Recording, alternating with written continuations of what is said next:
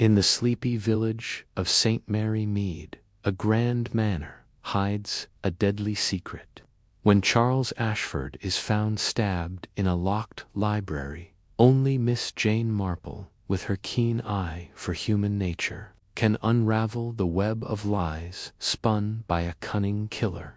As family secrets, hidden passages, and forbidden love come to light, one whisper from Miss Marple will shatter the liar's mask, revealing a truth that shocks Thornfield Manor to its core.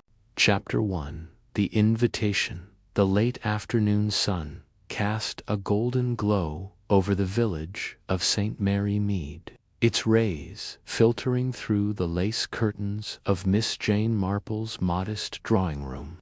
The air was thick with the scent of blooming roses from her garden, and the faint hum of bees provided a gentle backdrop to the quiet ticking of the mantel clock. Miss Marple sat in her favorite armchair, a delicate piece of Victorian furniture that had seen better days but suited her perfectly.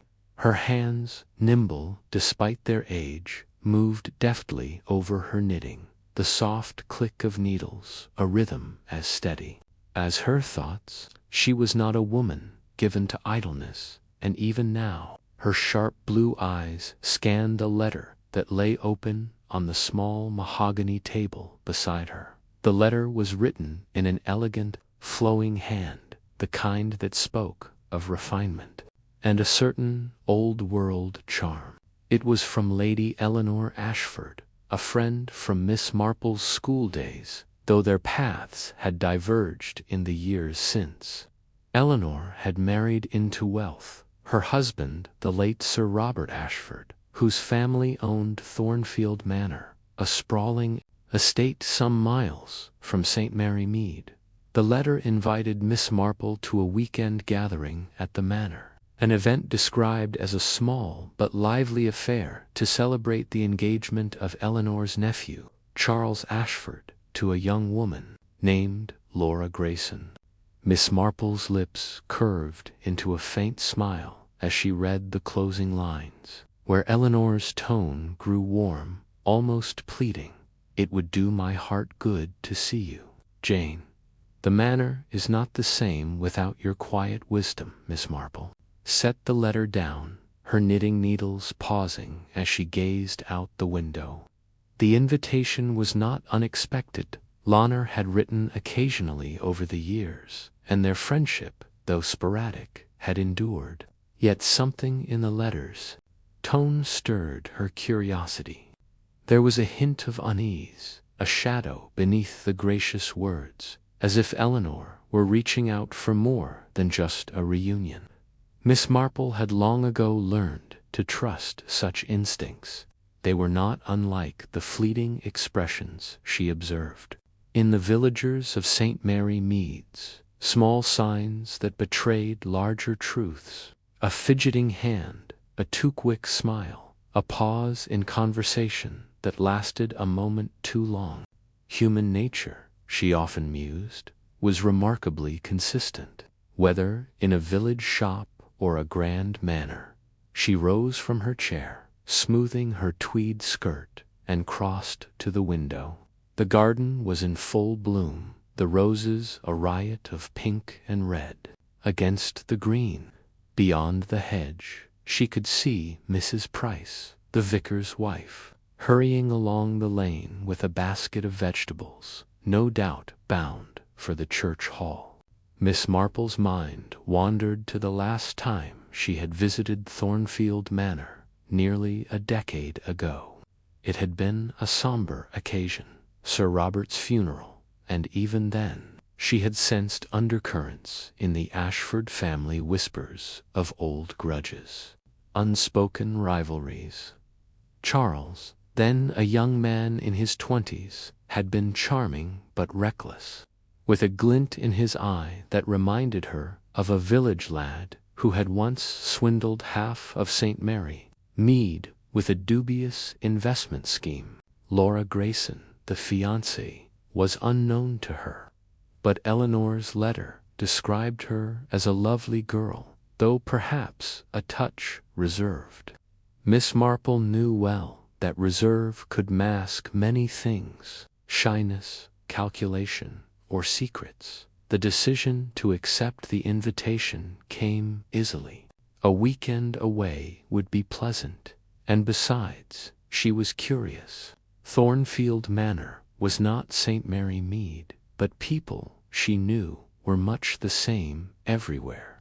She penned a brief reply, her handwriting neat and precise, and entrusted it to her maid, Cherry, to post.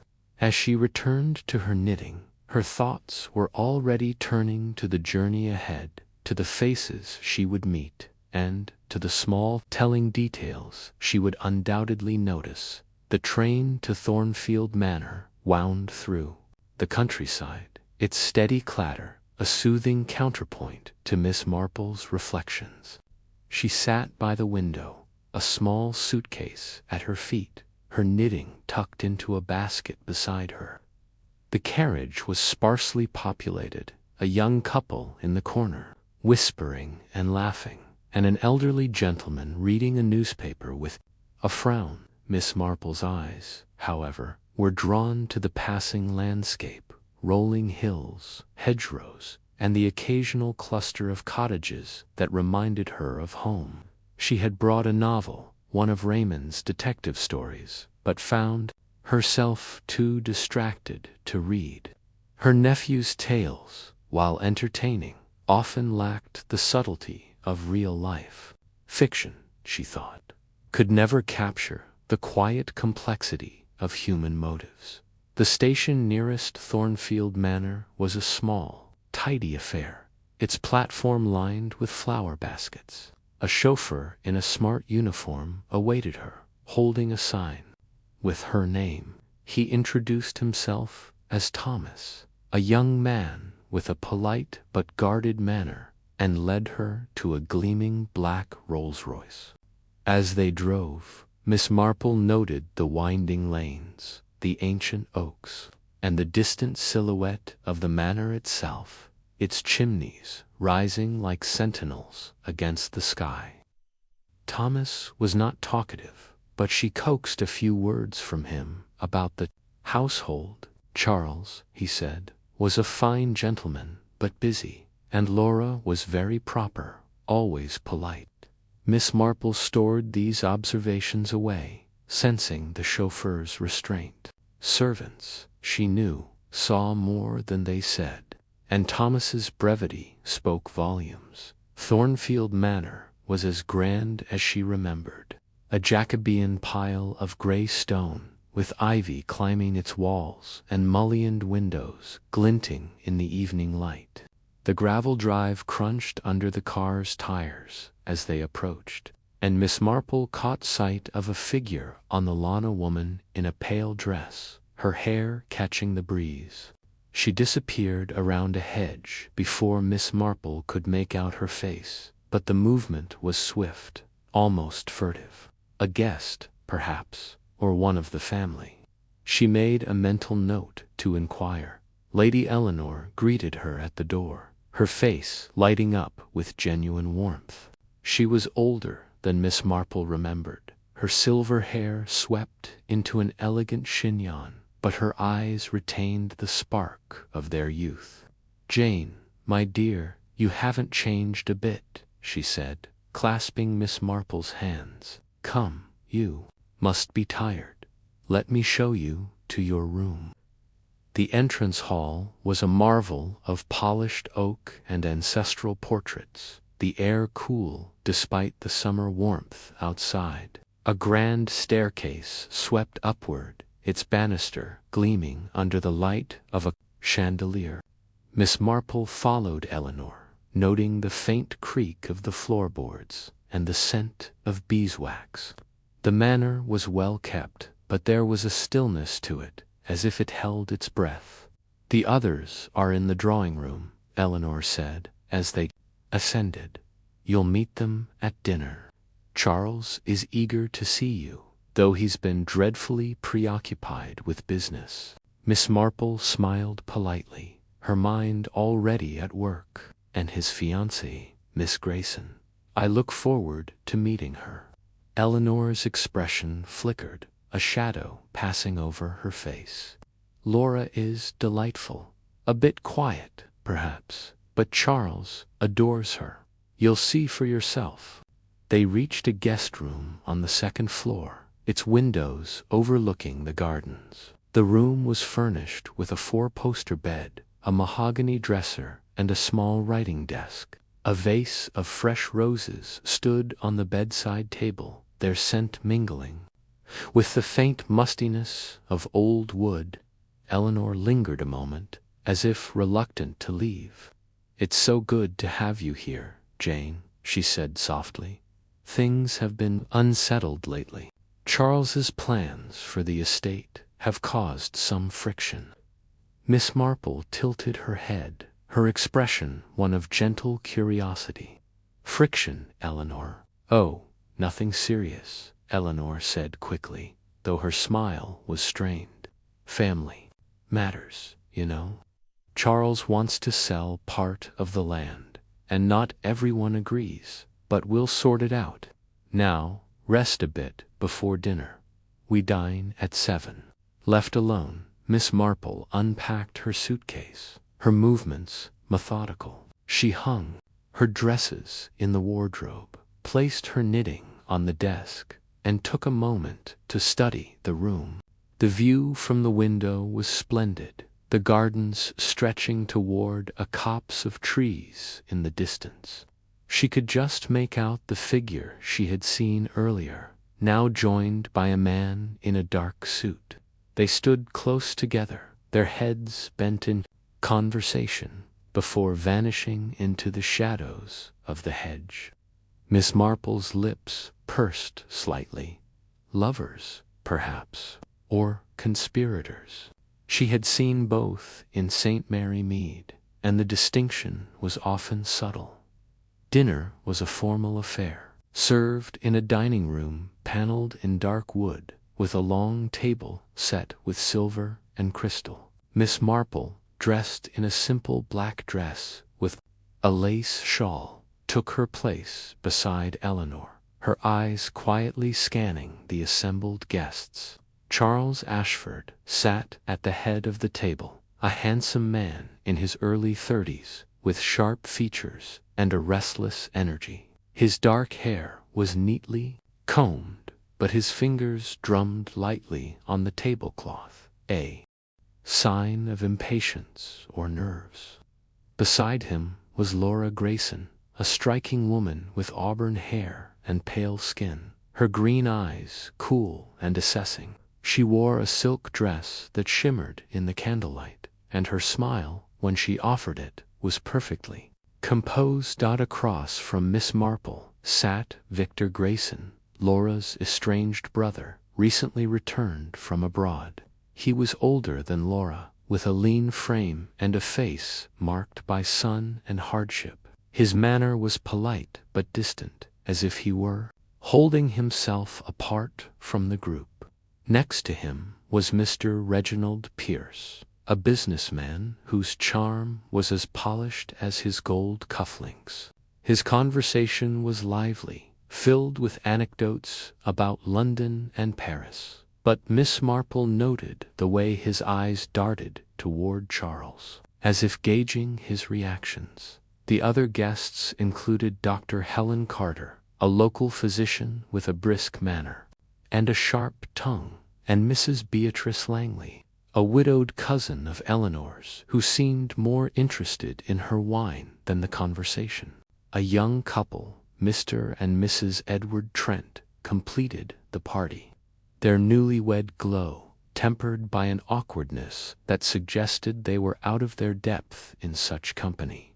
The meal progressed smoothly, the servants moving with practiced grace, as they served consomme, followed by roast pheasant and summer vegetables. Charles dominated the conversation, his voice confident as he spoke of modernizing the estate. "The world is changing," he said, raising his glass. "Thornfield must change with it. I've had an offer for the Eastern Fields good money, enough to secure the manor's future. Victor's fork paused mid-air, his expression darkening. Those fields have been Ashford land for centuries. Charles, you'd sell our heritage for a quick profit. Charles's smile was tight. Heritage doesn't pay the bills, Victor. You've been away too long to understand. Laura placed a hand on Charles's arm, her touch light but deliberate. Let's not bore our guests with business, darling, she said, her voice smooth. This is a celebration, after all. Miss Marple watched the exchange, her face serene, but her mind alert. Victor's anger was genuine, but there was something calculated in Laura's intervention, as if she were steering the conversation away from dangerous waters. Mr. Pierce, meanwhile, changed the subject with a story about a Parisian art dealer, his laughter filling the room. But Miss Marple noticed the way his hand brushed Laura's as he passed the salt, a gesture too familiar for mere acquaintances. As dessert was served, a delicate lemon tart, Eleanor leaned toward Miss Marple, her voice low. Charles is set on this sale, but it's caused such a stir. Victor feels betrayed, and even Laura seems uneasy, though she hides it well. Miss Marple nodded, her eyes on Laura, who was now laughing softly at one of Pierce's jokes. People often hide what matters most, she murmured. It's in the small things, the way they sit, the words they choose, that you see the truth. Eleanor looked at her, a flicker of hope in her eyes. You always did see more than most, Jane. I'm glad you're here. The evening drew to a close, the guests retiring to the drawing-room for coffee and brandy. Miss Marple excused herself early, claiming fatigue, but in truth she wanted to observe the manor's rhythm. She lingered in the hallway, her footsteps silent on the thick carpet, and caught a glimpse of Laura and Pierce speaking in hushed tones near the library door. Their words were indistinct, but the urgency in their postures was unmistakable. Miss Marple retreated to her room, her mind turning over the evening's events like a puzzle. As she prepared for bed, she stood by the window, gazing out at the darkened gardens. The manor was quiet now, but she knew that quiet could be deceptive. In St. Mary Mead, she had seen how a single careless word, a glance too long, could unravel a carefully constructed lie. Thornfield Manor, she suspected, held such secrets, and she would be ready to notice them. She slipped into bed, her knitting left on the desk, and closed her eyes. Tomorrow, she thought, would bring new clues, small, perhaps, but enough to start weaving the threads of truth. For now, she would rest, but her mind, sharp as ever, was already at work, sifting through the faces, the words, the silences of Thornfield Manor. Chapter 2. The scream in the night. The clock in the great hall of Thornfield Manor struck midnight, its deep chime reverberating through the stone corridors like a warning. Miss Jane Marple, tucked into her guest room on the second floor, lay awake, her sharp mind sifting through the evening's events. The dinner had been a spectacle of strained civility, with undercurrents of tension rippling beneath the polished surface of the Ashford family's hospitality. Charles Ashford's announcement about selling part of the estate had ignited sparksome, subtle, others overt. Miss Marple's keen eyes had caught the fleeting glances, the tightened lips, the way Laura's hand trembled slightly as she reached for her wineglass, and the way Mr. Reginald Pierce's charming smile never quite reached his eyes. Something was amiss, she was certain, but the shape of it eluded her. Like a half-remembered dream, she adjusted her pillow, her thoughts drifting to St. Mary Mead. where such tensions often simmered beneath the surface of village life. People were the same everywhere, she mused, whether in a grand manor or a humble cottage. Their desires and fears betrayed them in the smallest gestures. A creak in the floorboards outside her door made her pause. The manor was old, prone to groans and sighs, but this sound was deliberate, a footfall too cautious to be accidental. She sat up, her heart steady, but her senses alert. The house was quiet now, save for the faint howl of the wind outside, rattling the leaded windows. Then it came, a scream, sharp and piercing, cutting through the silence like a blade. It was not a cry of pain, but one of terror, raw and unfiltered, echoing from somewhere deep within the manor. Miss Marple threw back the covers, slipped her feet into her sensible shoes, and reached for her shawl. She moved swiftly for a woman of her years, her movements precise, driven by a quiet determination. The scream had come from the direction of the library, she was certain. She opened her door and stepped into the darkened corridor, where a faint glow from a distant lamp cast long shadows on the oak-paneled walls. The manor was stirring now. Doors opened along the corridor, and voices, some alarmed, others groggy, called out. Lady Eleanor Ashford appeared at the far end of the hall, her silver hair loose, a silk robe clutched tightly around her. "What was that?" she demanded, her voice trembling but authoritative. Behind her, Victor, her estranged son, emerged, his face pale, his dark eyes darting about as if searching for an escape. Laura, Charles's fiancée, followed, her nightgown pristine, her expression a mix of shock and something else, something Miss Marple couldn't quite place. Mr. Reginald Pierce was last, his hair slightly disheveled, but his demeanor oddly composed, as if he'd been expecting trouble. It came from downstairs, Miss Marple said calmly, her voice cutting through the rising panic. "The library, I believe." Without waiting for a response, she led the way, her small figure moving with surprising purpose down the grand staircase. The others followed, their footsteps uneven, their whispers a low hum of fear and speculation. The library door was ajar, a sliver of lamplight spilling into the hall. Miss Marple pushed it open, her hand steady, and stepped inside. The scene that greeted them was one of chaos, frozen in time. Charles Ashford lay slumped over the mahogany desk, his head resting on a pile of papers, a letter opener protruding from his chest.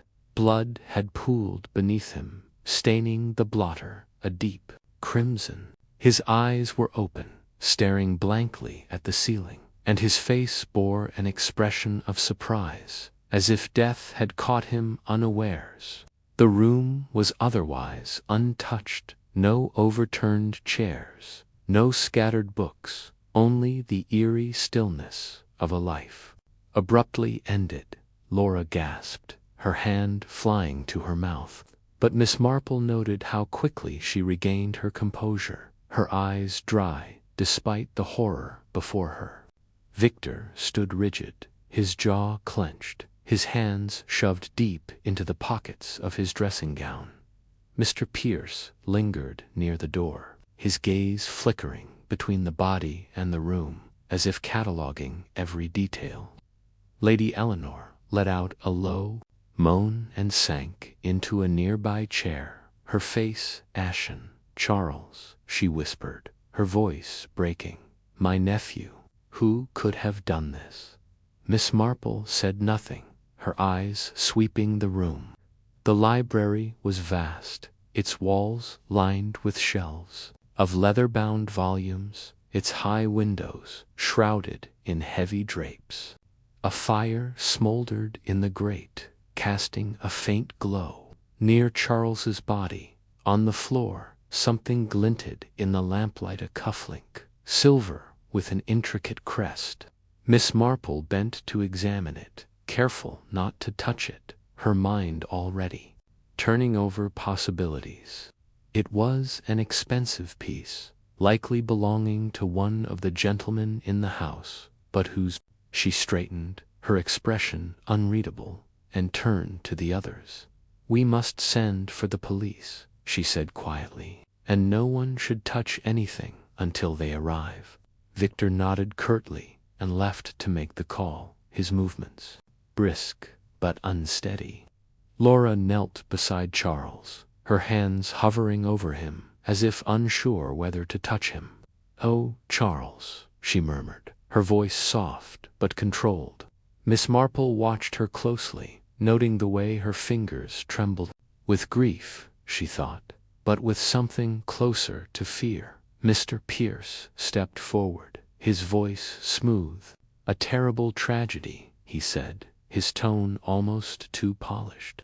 "But we must remain calm. The police will sort this out." Miss Marple's eyes narrowed slightly. His composure was striking, almost rehearsed. She recalled a young man in St. Mary Mead, a charming rogue who had swindled half the village with his easy smiles and quick words. Mr. Pierce reminded her of him, and she made a mental note to keep him in her sights. Within the hour, Inspector Harrow arrived, a tall, broad-shouldered man with a nonsense air. His team followed, their boots heavy on the polished floors as they cordoned off the library. Harrow surveyed the scene, his eyes sharp, his questions direct. He began with Lady Eleanor, who recounted the evening's events in a faltering voice, her hands twisting a lace handkerchief.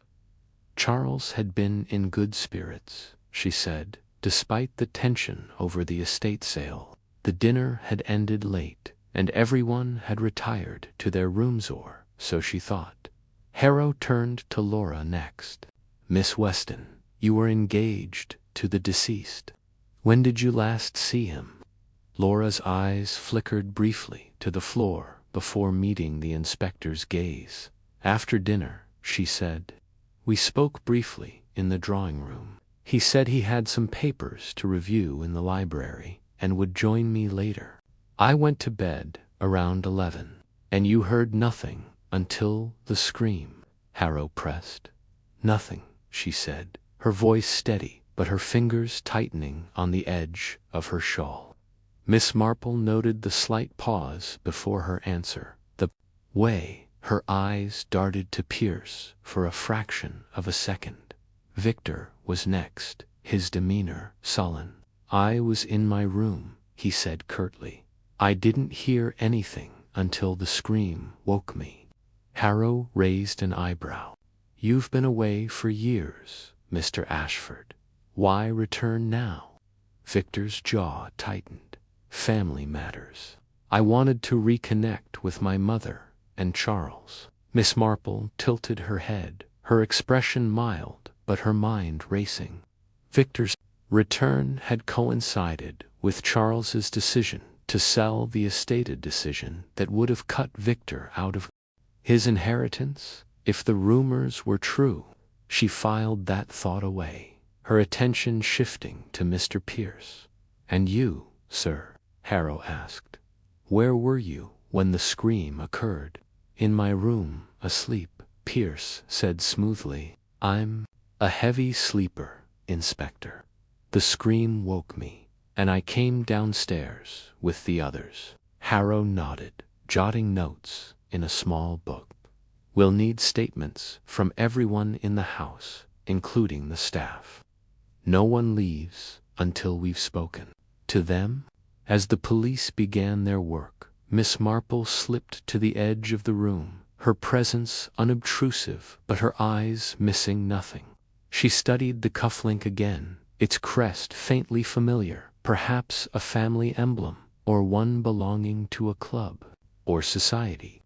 She moved to the desk, her gaze lingering on the papers beneath Charles's body. They appeared to be legal documents, possibly related to the estate sale, but one sheet caught her eye, corner torn, as if someone had tried to destroy it. She made a mental note to mention it to Harrow later. The police photographer snapped pictures, the flash illuminating the room in stark bursts. Miss Marple drifted to the windows, her fingers brushing the heavy drapes. The latch on one was slightly askew, a faint scratch marring the wood. It was a small detail, easily overlooked, but to Miss Marple it spoke volumes. She recalled a burglary in St. Mary Mead years ago, where a similar scratch had revealed an intruder's entry. Could someone have entered the library from outside? The room was locked from the inside, Harrow had said, but locks could be manipulated, and windows could be climbed through. She turned her attention to the fireplace, where the embers glowed faintly. A scrap of paper lay among the ashes, its edges charred but its writing still legible. She leaned closer, careful not to disturb the scene. The words "last will" were just visible, and her heart quickened.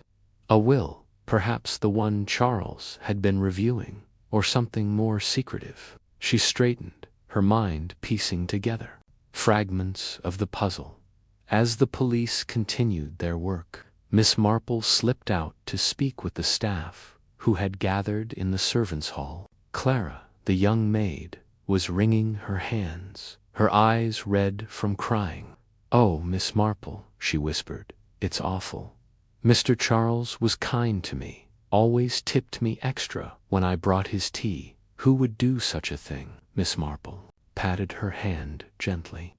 There, Clara, tell me, did you see anything unusual tonight? Before the scream, perhaps?" Clara hesitated, her eyes darting to the door. "Well, I shouldn't say, but I saw Mr. Pierce in the hall near the library around 10.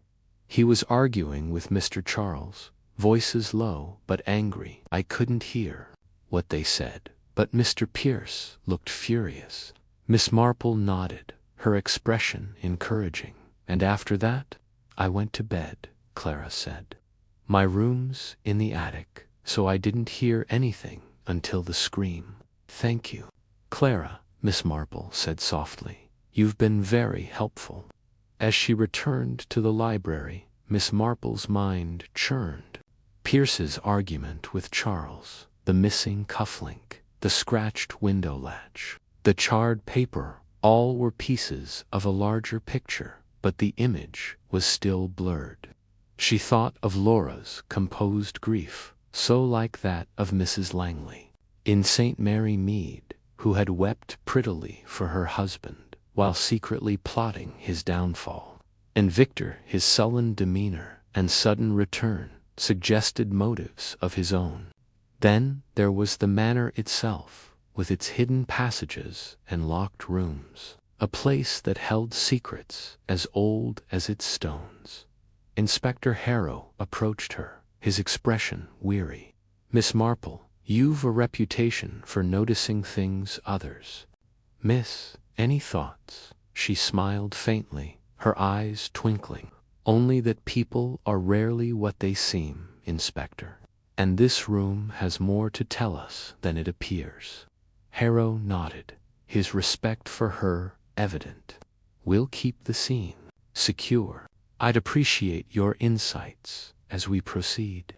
"Of course," she said, her voice mild but her mind already racing ahead. The scream in the night had shattered the manor's calm, but it was the whispers of secrets, lies, and hidden truths that would unravel the mystery. Miss Marple returned to her room, her shawl drawn tightly around her, ready to listen for those whispers in the days to come. The hours that followed were a blur of activity. The police interviewed the guests and staff, their questions probing but cautious, aware of the Ashford family's influence. Miss Marple sat quietly in a corner of the drawing room, her knitting needles clicking rhythmically as she listened to the murmured conversations around her. The guests were restless, their nerves frayed by the presence of death and the scrutiny of the law. Lady Eleanor remained in her room, attended by her maid, too distraught to face the others. Laura moved among the guests, offering tea and murmured sympathies, her composure a stark contrast to the chaos of the night. Victor paced the room, his hands still buried in his pockets, his eyes avoiding everyone. Mr. Pierce, ever the charmer, engaged the younger guests in conversation, his laughter a touch too loud, his gestures a shade too grand. Miss Marple Needles paused as she overheard a snippet of conversation between two maids in the hall. "It's not right," one whispered. "Mr. Charles was always so careful, locking the library door every night. How could someone get in?" "Unless they had a key," the other replied, her voice low, "or knew another way." Miss Marple's lips pursed. Another way. The manor was old, its architecture a maze of hidden staircases and forgotten passages. She recalled a story from her youth of a house in St. Mary Mead where a secret door had led to a tragic discovery. Could Thornfield Manor hold such secrets? She resolved to explore the library further. Once the police allowed access, by morning the manor was subdued, the weight of Charles's death pressing down on everyone. The police had sealed the library, but Miss Marple found herself drawn to the gardens, where the air was crisp and the first light of dawn cast long shadows across the lawn. She walked slowly, her eyes scanning the ground near the library windows. The earth was soft from recent rain, and she noticed faint impressions, footprints, perhaps, though too muddled to be certain. She knelt, her fingers brushing the grass, and found a small object half buried in the soil, a button, dark blue, with a silver thread. It was not from a gentleman's coat, she thought, but perhaps a lady's shawl or dress. She slipped it into her pocket, her mind turning over possibilities. Returning to the house, she encountered Inspector Harrow in the hall. "Miss Marple," he said, his tone brisk, "we've found something odd. The library door was locked from the inside, as I mentioned, but the key is missing. It wasn't on Mr. Ashford or in the room." Miss Marple's eyes brightened. "Interesting. And the window?" "Locked, but we're checking for signs of tampering. Your thoughts?" She hesitated, choosing her words carefully. "A locked room is only as secure as its secrets, Inspector. I'd look closely at the window latched, perhaps the walls themselves." Harrow's brow furrowed, but he nodded. "We'll do that. You're staying on, I presume?" "For now," she said, her smile serene. "I find Thornfield Manor most intriguing." As the day wore on, Miss Marple continued her quiet observations, moving among the guests like a shadow. She spoke with the butler, Mr. Grayson, who had served the Ashfords for 30 years. He was loyal but weary, his eyes heavy with the weight of the family's troubles. Mr. Charles was a hard man, he admitted, polishing a silver tray with methodical care. "He made enemies, but I never thought it would come to this." "Did he often work late in the library?" Miss Marple asked, her tone conversational. "Every night," Grayson said. "He'd lock the door and stay until the small hours. Said it was the only place he could think, and the key always in his pocket or on the desk. I saw him lock the door myself last night after dinner." Miss Marple nodded, her mind cataloguing the detail. A locked door, a missing key, a scratched window latch, a cufflink, a button, a charred paper reach was a thread in the tapestry of the crime. and she was determined to weave them together. By evening, the manor had settled into an uneasy calm. The police had finished their initial interviews, and the guests were allowed to move freely, though no one was permitted to leave. Miss Marple joined the others for a subdued dinner, her eyes watchful. Laura sat at the head of the table, her poise unshaken, though Miss Marple noticed her glance frequently at Pierce, who was charming a young guest with tales of his travels. Victor ate in silence, his expression dark, while Lady Eleanor remained absent, her absence a palpable presence. After dinner, Miss Marple excused herself and returned to her room, where she sat by the window, her knitting abandoned. She thought of the scream, the cufflink, the footprints, the button. She thought of Laura's calm, Victor's evasiveness, Pierce's charm. She thought of St. Mary Mead, where every face hid a story, and every story hid a truth. The night was still, but the manor was alive with secrets, and Miss Marple knew that one whisper, one small, overlooked detail would shatter the liar's mask. The days that followed were a slow unraveling of the manor's secrets. Miss Marple spent her mornings in the village, chatting with neighbors and shopkeepers, piecing together fragments of gossip about the Ashfords. Charles had been a ruthless businessman, they said, cutting deals that left others ruined. There were whispers of an affair, though no one could name the other party. Victor's return had stirred old wounds, his past a shadow that lingered over the family, and Mr. Pierce, the charming outsider, was not unknown to the village. He had been seen at the inn, asking questions about the estate, his interest keen but unexplained.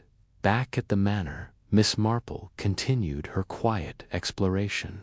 She examined the library when the police allowed, noting the hidden passage behind a bookshelf, its entrance concealed by a cleverly designed panel. It led to the garden, near the window with the scratched latch. She shared her findings with Inspector Harrow, who was intrigued but skeptical. "A passage doesn't prove murder," he said, "but it's a start." She also spoke with Clara again, who admitted to overhearing more of Pierce's argument with Charles. It was about money, she said, her voice barely above a whisper.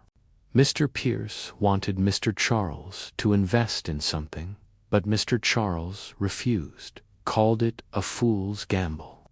Miss Marple nodded, her suspicions about Pierce deepening. His charm was a mask, she thought, one that hid a desperate man, she recalled. A conman in St. Mary Mead who had used similar tactics, weaving lies until they unraveled under scrutiny. Pierce's cufflink, his torn sleeve, his absence during the critical hour, all pointed to him, but the picture was incomplete. Laura, too, remained a puzzle. Her grief was too perfect, her tears too timed. Miss Marple watched her closely, noting the way she avoided Victor, the way her eyes lingered on Pierce. The locket in her room, with its mysterious photograph, suggested a connection Miss Marple had yet to uncover.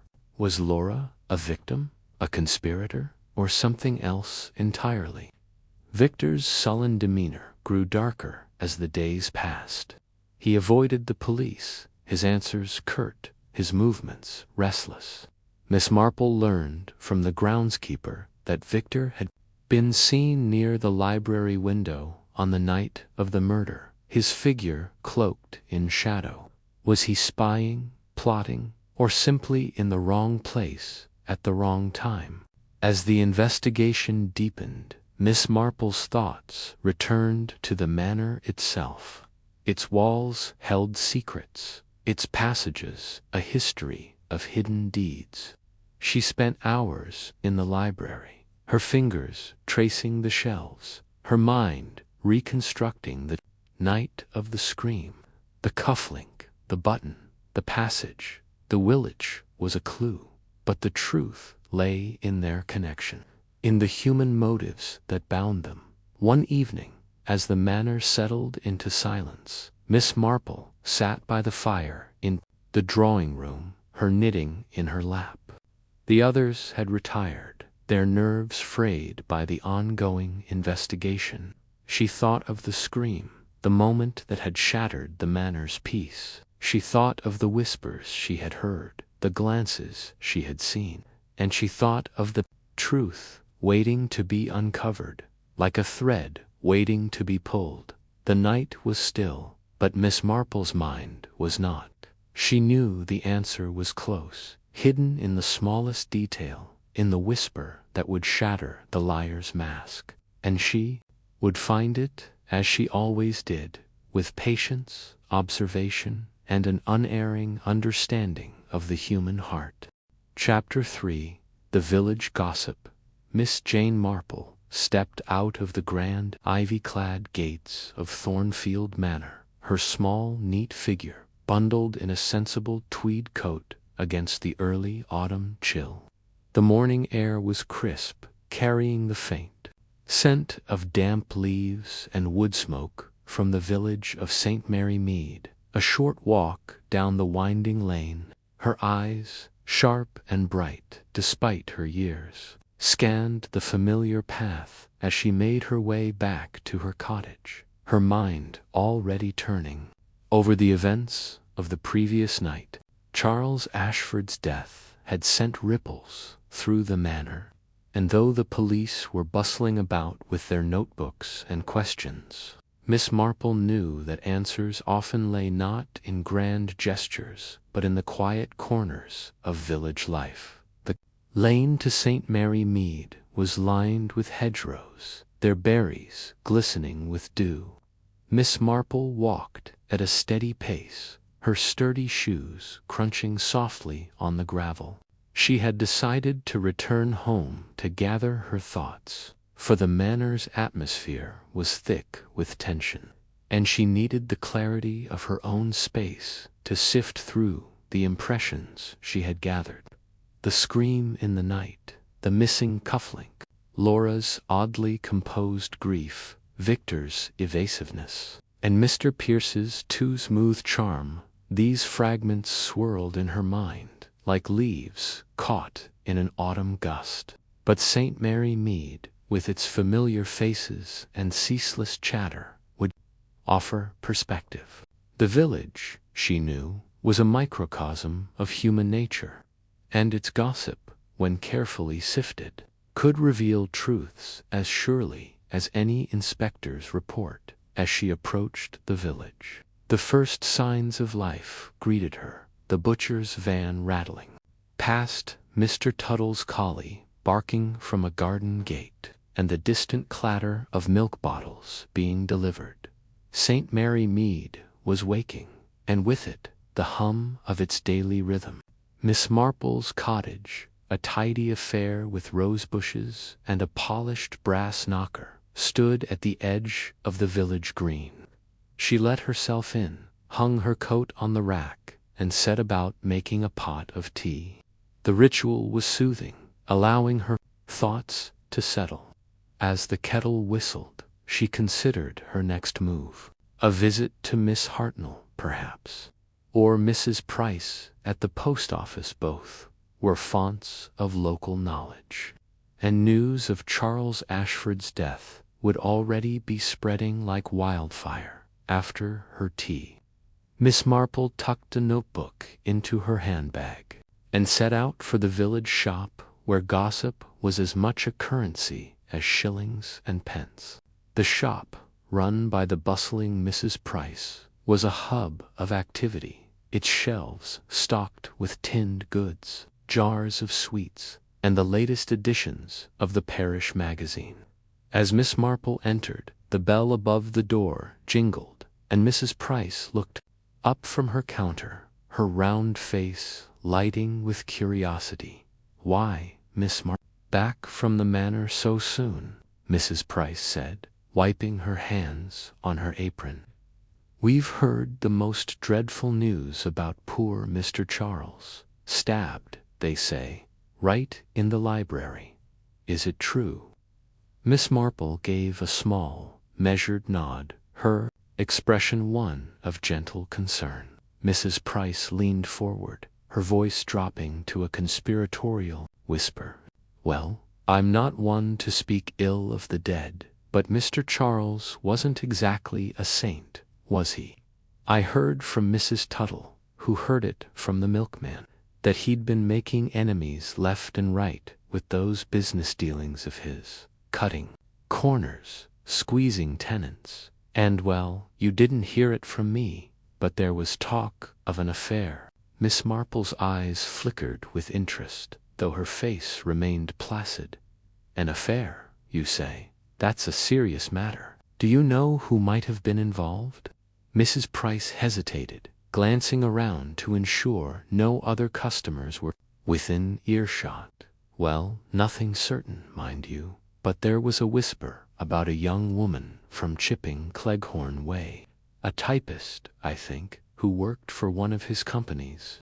They say she left suddenly last year, after some sort of row.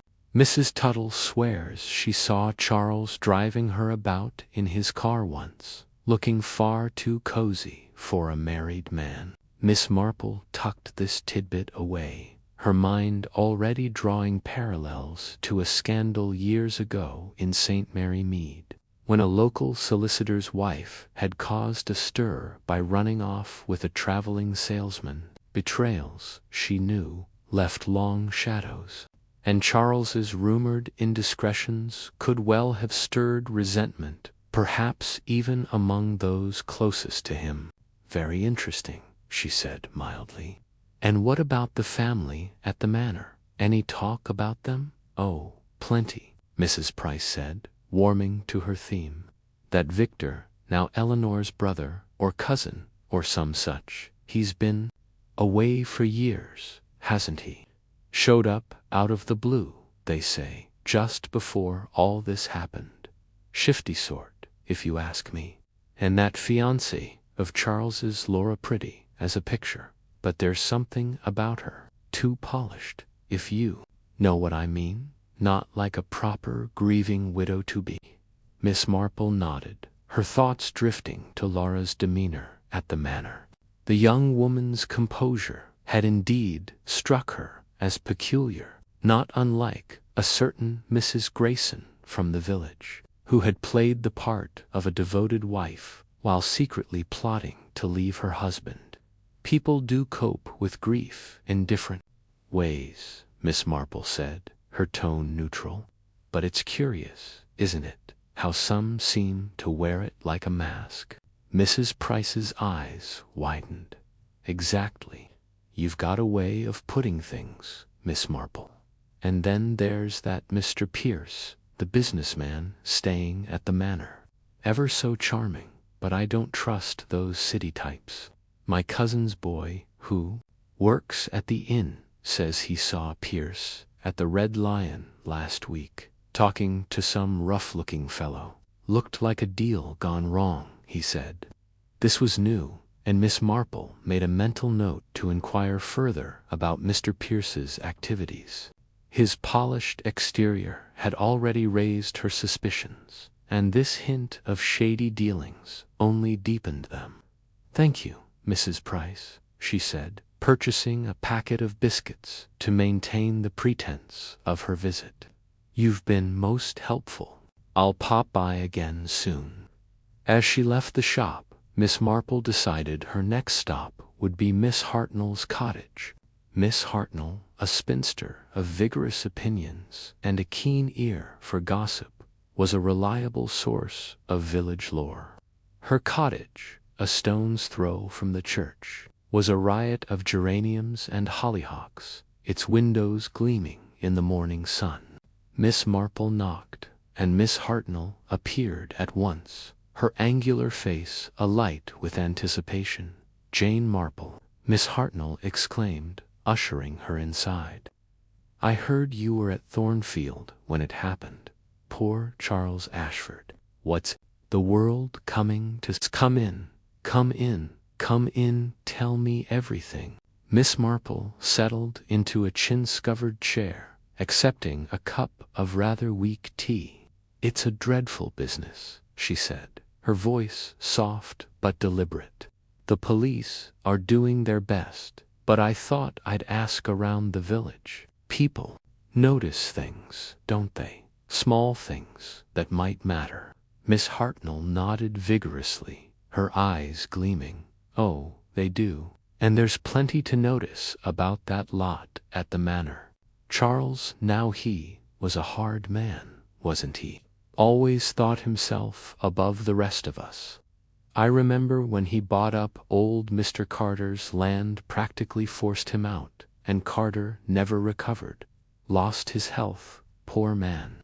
And then there's Victor. I never did like him, even as a boy. Did you know he was sent off after some scandal with the family money? Forgery, they said. Miss Marple's eyebrows rose slightly. Forgery, that's a serious charge. Do you know the details? Not all of them, Miss Hartnell admitted, but my brother's friend, Mr. Petherick, the solicitor, handled the matter. Said Victor was a bad egg, always had been. Lady Eleanor was heartbroken, but she wouldn't hear a word against him. And now he's back, just when Charles turns up dead. Coincidence, I ask you? Miss Marple sipped her tea, her mind working. Victor's past was proving more tangled than she'd expected, and his sudden return to Thornfield was indeed suspicious. She recalled a young man from St. Mary Mead, a grocer's assistant. People, she thought, rarely changed their stripes. And what about the other guests at the manor? She prompted. Miss Hartnell snorted. Laura's a cool one, isn't she? All tears and handkerchiefs. But I saw her in the village last month, laughing with some man who wasn't Charles. Didn't look like a sisterly chat either. As for Pierce, he's got the manners of a gentleman, but there's something off about him. My neighbor's girl, Clara, works as a maid at the manor, and she says he's always poking about where he shouldn't be. Caught him in Charles's study once, going through papers. Miss Marple's interest sharpened. Clara's name had come up before, and this new piece of information about Mr. Pierce was significant. Clara's a perceptive girl, she said. Did she mention anything else about the night of the murder? Miss Hartnell leaned forward, her voice dropping. As a matter of fact, she did. She came by this morning, all aflutter. Said she saw Mr. Pierce arguing with Charles in the garden just hours before the scream. Said it looked heated. Pierce was waving his arms, and Charles was red in the face. She couldn't hear what they said, but it wasn't friendly. This was a crucial piece of the puzzle, and Miss Marple felt a quiet thrill of discovery. She thanked Miss Hartnell and promised to keep her updated, then made her way to the manor to speak with Clara herself. The maid, a nervous young woman, with a habit of twisting her apron, was polishing silver in the scullery when Miss Marple found her. After some gentle coaxing, Clara confirmed the story. It's true, miss, she said, her eyes darting to the door. I was bringing in the laundry from the line, and I saw Mr. Pierce and Mr. Charles by the rose arbor. They were not shouting exactly, but you could tell they were cross. Mr. Pierce kept pointing at something in his hand, a paper maybe, and Mr. Charles looked like he'd a mind to hit him. I didn't stay to watch, didn't want to be caught eavesdropping. Miss Marple patted Clara's hand reassuringly. You did the right thing, telling me.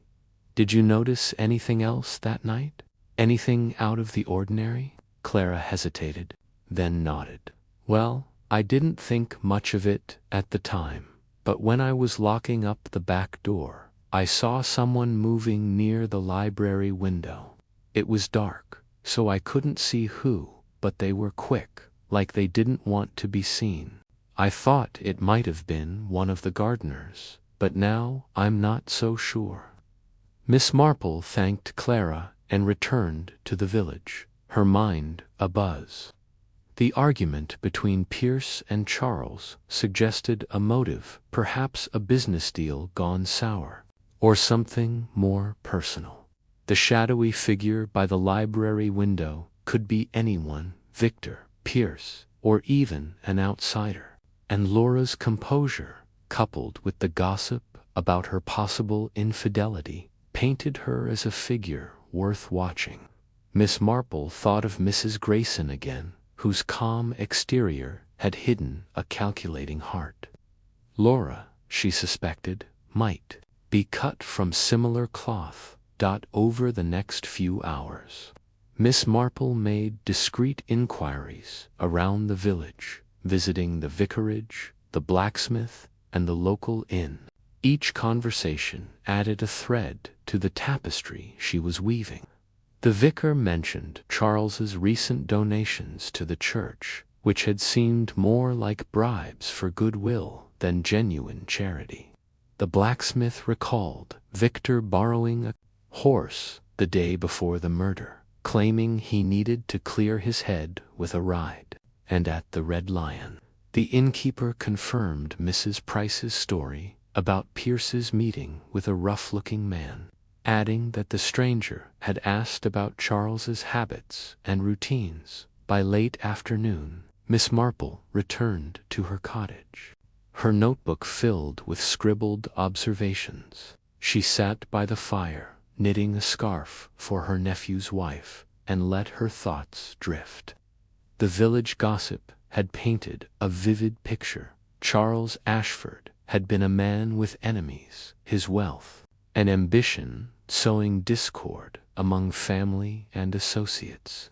Victor's return, Laura's possible disloyalty, and Pierce's secretive dealings all pointed to a web of motives. But Miss Marple knew better than to jump to conclusions. The truth, she felt, lay in the small details, the cufflink, the argument, the figure by the window as she knitted. She recalled a scandal from St. Mary Mead's past, when a local doctor's wife had been found poisoned after a series of betrayals. The key to solving that mystery had been a single, overlooked detail, a hairpin found in the wrong room. Miss Marple wondered if a similar clue awaited her at Thornfield. The missing cufflink was promising, but she needed more.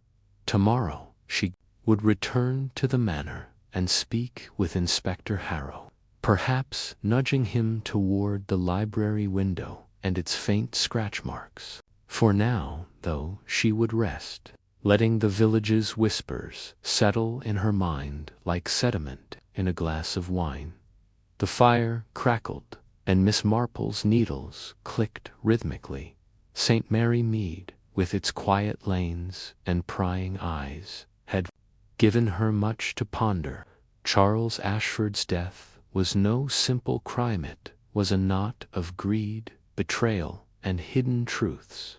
And Miss Marple, with her unassuming air and keen understanding of human nature, was determined to untangle it. Chapter 4.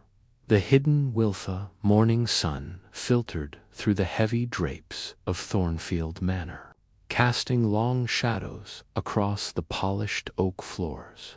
Miss Jane Marple, seated in a cushioned armchair by the drawing-room's bay window, sipped her tea with a delicate precision that belied the sharpness of her mind. The events of the previous night, the scream, the discovery of Charles Ashford's body in the library, the glint of a missing cuffling head set the manor abuzz with whispers and suspicion.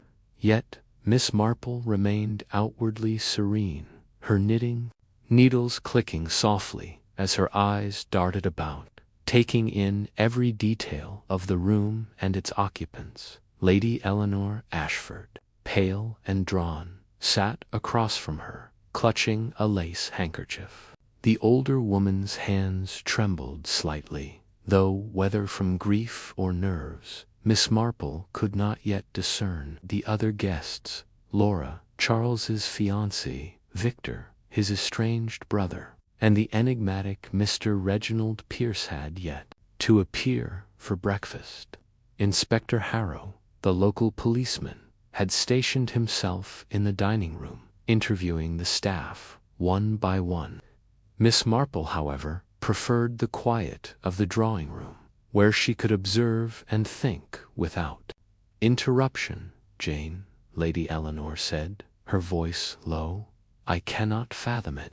Charles gone, stabbed in his own home. It's unthinkable." Her eyes, red-rimmed, searched Miss Marple's face for reassurance. Miss Marple set her teacup down gently. "It is a terrible shock, Eleanor, but we must trust that the truth will come to light. It always does, in time."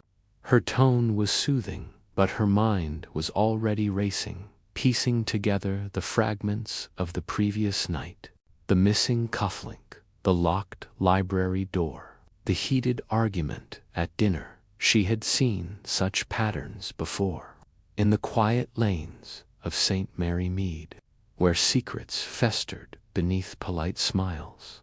The door creaked open, and Laura entered, her auburn hair swept into a neat chignon, her black morning dress impeccable. She moved with a grace that seemed almost too perfect, as though she had rehearsed her role as the grieving fiancée. Miss Marple noted the way Laura's hands clasped tightly together, the faintest tremor betraying her composure. "Good morning, Lady Eleanor, Miss Marple," Laura said, her voice soft but steady. "I hope you slept better than I did." "Hardly a wink, my dear," Lady Eleanor replied, her voice catching. "How could anyone sleep after such a tragedy?" Laura's lips curved into a sympathetic smile, but her eyes remained cool, almost detached. Miss Marple's needles paused for a fraction of a second as she observed this. She had seen such smiles before on a young woman in St. Mary Mead who had played the part of a devoted daughter while quietly plotting to secure her inheritance. The memory lingered, sharpening Miss Marple's focus. "I've spoken with Inspector Harrow," Laura continued, settling into a chair. "He's thorough, isn't he? Asking about every little detail of last night, as he should," Miss Marple said mildly. "Details matter, Miss Weston. They often tell us more than people intend." Laura's gaze flickered to Miss Marple, a hint of wariness in her eyes. "I suppose so, but it's all so overwhelming. Charles and I were to be married next month. I can't imagine who would do this." Miss Marple nodded, her expression one of gentle concern, but her mind catalogued Laura's words, her tone, her posture. There was something too polished about her grief, too controlled. She recalled a village widow, Mrs. Langley, who had wept convincingly at her husband's funeral, only to be found later burning incriminating letters in her garden. Grief, Miss Marple knew, was rarely so tidy. The door opened again, and Inspector Harrow entered, his notebook in hand. He was a stocky man with a known-sense demeanor, his mustache bristling as he surveyed the room. "Good morning, ladies," he said. "I've just finished speaking with the staff, Miss Marple. A word with you, if I may." "Of course, Inspector," Miss Marple replied, setting her knitting aside. She rose with a sprightliness that belied her age, her eyes bright with curiosity. They stepped into the hall, where the inspector lowered his voice. "We've found something interesting," he said. "A will, recently altered, in Charles Ashford's safe. It leaves the bulk of the estate to Miss Weston. Laura then, Victor, who was the expected heir. The solicitor, Mr. Petherick, confirmed it was signed just last week. Miss Marple's eyebrows lifted slightly. "How very curious," she murmured. "And Victor was aware of this change?" "Not according to Petherick," Harrow replied. "Charles kept it quiet, it seems." Petherick mentioned Charles had concerns about Victor's past, something about reckless behavior, debts, that sort of thing. Miss Marple nodded, her mind already weaving connections. "I see. And where is this will now?" "Locked in my briefcase," Harrow said. "But there's more. We found a torn piece of paper in the library fireplace, partially burned, but it looks like a draft of another document. Could be related to the will, or something else entirely. The ashes make it hard to read, but I've sent it to the station for analysis." "A draft, you say?" Miss Marple's eyes gleamed. "That is most intriguing. People burn papers for a reason, Inspector. Often because they fear what those papers reveal." Harrow gave her a shrewd look. "You've a sharp mind, Miss Marple. I've heard about your knack for solving mysteries in that village of yours. Care to share any thoughts?" Miss Marple smiled faintly. "Oh, I'm just an old woman who notices things, Inspector. But I'd be curious to know more about that torn paper. And perhaps you might look into Mr. Pierce's movements last night. He strikes me as rather too charming." Harrow's mustache twitched. "Noted. I'll keep you informed." As the inspector returned to his interviews, Miss Marple made her way to the village. Her umbrella. She had a particular destination in mind. The office of Mr. Petherick, the Ashford family solicitor. The walk to St. Mary Mead was brisk, the air crisp with the scent of autumn leaves. The village was quiet, save for the occasional clatter of a cart or the chatter of children playing near the green. Miss Marple's steps were purposeful, but her eyes roamed, noting the familiar faces of shopkeepers and neighbors, each a thread in the tapestry of village life. Mr. Petherick's office was a modest affair, tucked above the post office. The solicitor, a wiry man with spectacles perched on his nose, greeted her warmly. "Miss Marple, what a pleasure. Though I imagine this isn't a social call, given the tragedy at Thornfield." "You're quite right," said, settling into a chair. "I've come about Charles Ashford's will. Inspector Harrow mentioned it was recently changed." Petherick's expression grew guarded. "Yes, well, that's true. Charles came to me last week, quite insistent on altering the terms. He wanted everything to go to Miss Weston, with a small provision for Lady Eleanor. Victor was well left out entirely." Miss Marple tilted her head. "And was there a reason given for this change?" Petherick hesitated, adjusting his spectacles. "Charles was a private man, but he hinted at concerns about Victor. Said he'd been reckless gambling debts, that sort of thing. He didn't trust Victor to manage the estate. But between you and me, Miss Marple, I sensed there was more to it. Charles seemed uneasy, as though he were acting under pressure. Pressure." Miss Marple's voice was soft, but her eyes were sharp. "From whom do you think?" Petherick shook his head. "He didn't say. But he was adamant about the change, and he wanted it done quickly. I drew up the papers, and he signed them the next day." Miss Marple nodded, her fingers tracing the handle of her umbrella. "And this torn paper the inspector found in the library, could it be related?" Petherick's brow furrowed. "Possibly. Charles mentioned keeping some documents in the library safe, but he didn't elaborate. If it was a draft, it might have been an earlier version of the will or something else entirely. I'm afraid I can't say more "You've been most helpful, Mr. Petherick," Miss Marple said, rising. "One last thing, did Charles ever mention Mr. Pierce, the businessman staying at the manor?" Petherick's lips pursed. "Not directly. But I know Charles was wary of him. Pierce approached him about a business deal, something about investing in a shipping venture. Charles wasn't keen, said it sounded too good to be true." Miss Marple thanked him and left, her mind buzzing with new information. The will, the torn paper, Pierce's dubious dealings, it was all beginning to form a pattern. One she recognized from a St. Mary Mead scandal years ago. A young man, charming and persuasive, had swindled half the village before his lies unraveled.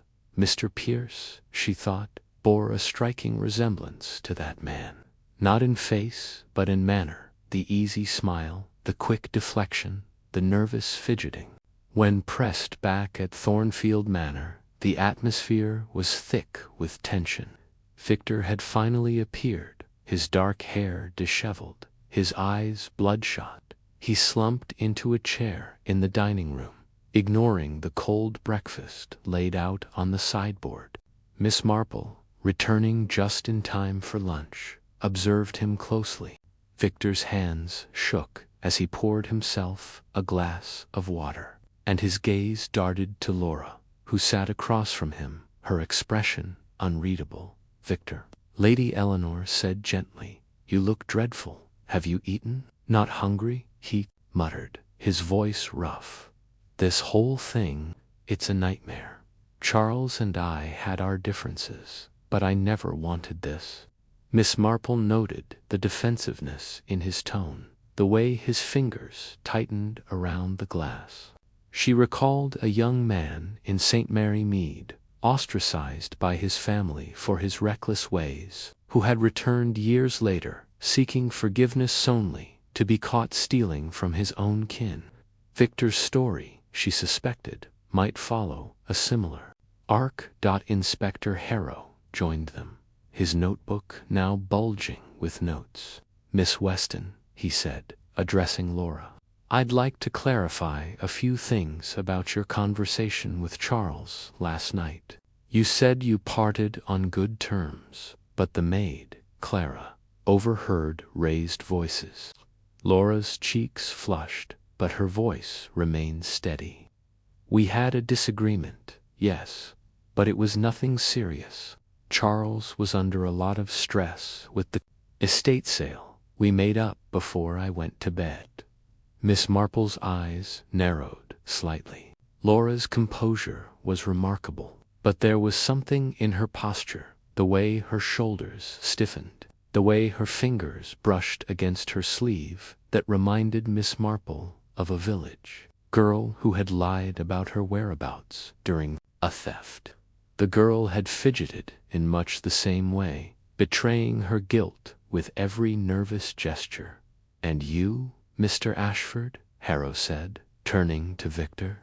"You were seen near the library window last night. Care to explain?" Victor's head snapped up, his eyes wide. "Who said that? It's nonsense. I was in my room, trying to sleep. I hadn't spoken to Charles since dinner." "The groundskeeper, Mr. Dobbs," Harrow replied. "He's quite certain it was you." Victor's face darkened. "Dobbs is mistaken. It was dark, wasn't it? Could have been anyone." Miss Marple sipped her tea, her mind racing. The groundskeeper's testimony, the hidden passage, the torn paper, it was all coming together, but the picture was still incomplete. She needed to see the library again, to examine the fireplace and the safe. There was something there, she was certain, something Charles had wanted to keep hidden. After lunch, she slipped away to the library, her footsteps soft on the thick carpet. The room was as they had left it, the chalk outline of Charles's body still visible on the floor.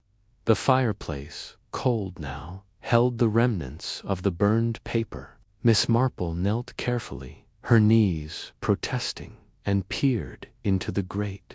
The ashes were scattered, but a few fragments remained enough, perhaps, to offer a clue.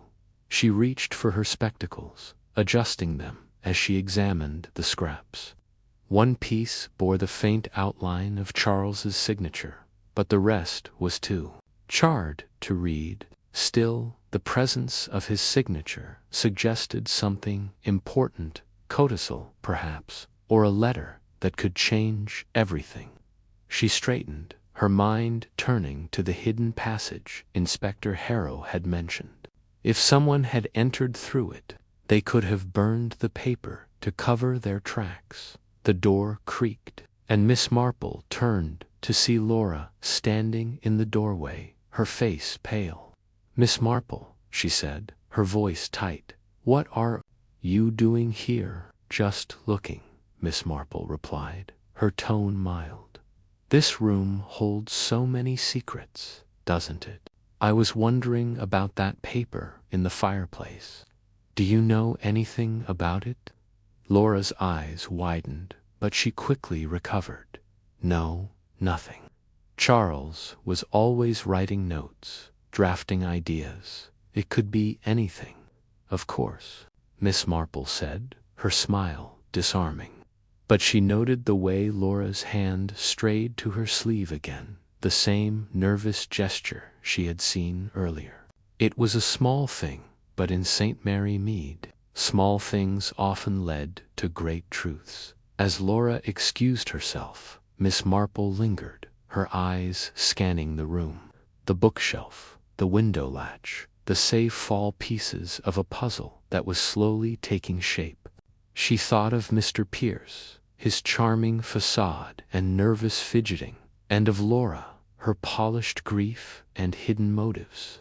Victor, too, with his evasive answers and shadowed past, could not be dismissed. The will, the cufflink, the passagette, all pointed to a carefully laid plan, one that had unraveled with Charles's death. Miss Marple returned to the drawing-room. Her knitting resumed, but her mind never stopped. She thought of a St. Mary Mead scandal years ago, when a young woman had manipulated her way into an inheritance, only to be undone by a single careless detail, a letter left in plain sight. Laura, she suspected, was not so careless, but there was something, some small, overlooked detail that would betray her. The afternoon passed in a blur of interviews and whispered conversations. Inspector Harrow, methodical but overwhelmed, confided in Miss Marple that the case was growing more complex by the hour. "The will changes everything," he said. Victor had motive, but so did Laura, and Piercewell, he's slippery as an eel, indeed, Miss Marple said. "But eels, Inspector, always leave a trail. We just need to find it." As evening fell, Miss Marple sat by the fire, her knitting needles clicking rhythmically, like she thought of the torn paper, the cufflink, the passage, and Laura's bitten nails, a detail she had noticed earlier, hidden beneath a veneer of polish. It was a small thing, but in St. Mary Mead, small things were often the key to unraveling the darkest secrets. The manor grew quiet, the guests retreating to their rooms, but Miss Marple's mind was alight with possibilities. She knew the truth was close, waiting to be uncovered like a thread pulled from a tangled skein. Tomorrow she would speak to Clara again, and perhaps revisit the hidden passage. For now she knitted, her needles a steady counterpoint to the storm of thoughts within her. The hidden will, she knew, was only the beginning. Chapter 5. The Stranger's Alabitha. Morning after the discovery of Charles Ashford's body in the library, Thornfield Manor was cloaked in an uneasy quiet, the kind that follows a storm when the air feels heavy with unspoken questions. Miss Jane Marple, ever the unassuming observer, sat in the Manor's morning room, her knitting needles clicking softly as she worked on a pale blue shawl. The room, with its tall windows and faded velvet curtains, was bathed in the weak light of an overcast sky, casting long shadows across the polished oak floor. The other guests moved about like actors in a play, their polite smiles and murmured condolences barely masking their agitation. Miss Marple's eyes, sharp behind her spectacles, darted from face to face. Mr. Reginald Pierce, the charming businessman, with a smile that seemed to promise everything and nothing, stood by the fireplace, adjusting his cufflinks with a practiced ease. Laura, Charles's fiancée, sat near the window, her hands folded tightly in her lap, her face a study in composed grief. Victor, the estranged brother, lingered near the door, his restless energy betraying a man unaccustomed to staying still. Lady Eleanor, the matriarch, presided over the gathering with a weary grace, her eyes occasionally meeting Miss Marple's with a silent plea for clarity. Inspector Harrow, a stocky man with a bristling mustache and a no-nonsense demeanor, had taken over the library for his interviews, and the household was abuzz with speculation.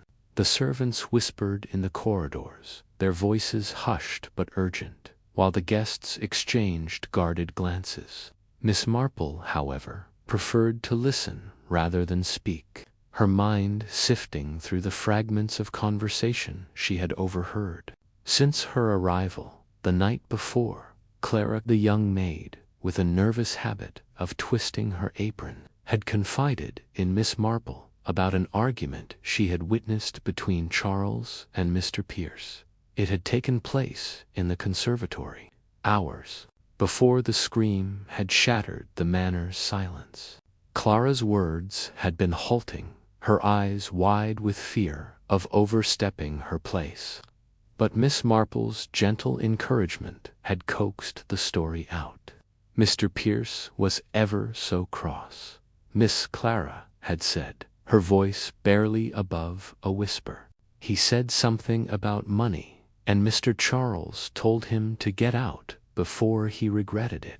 Now, as Miss Marple sat in the morning room, she considered Clara's account.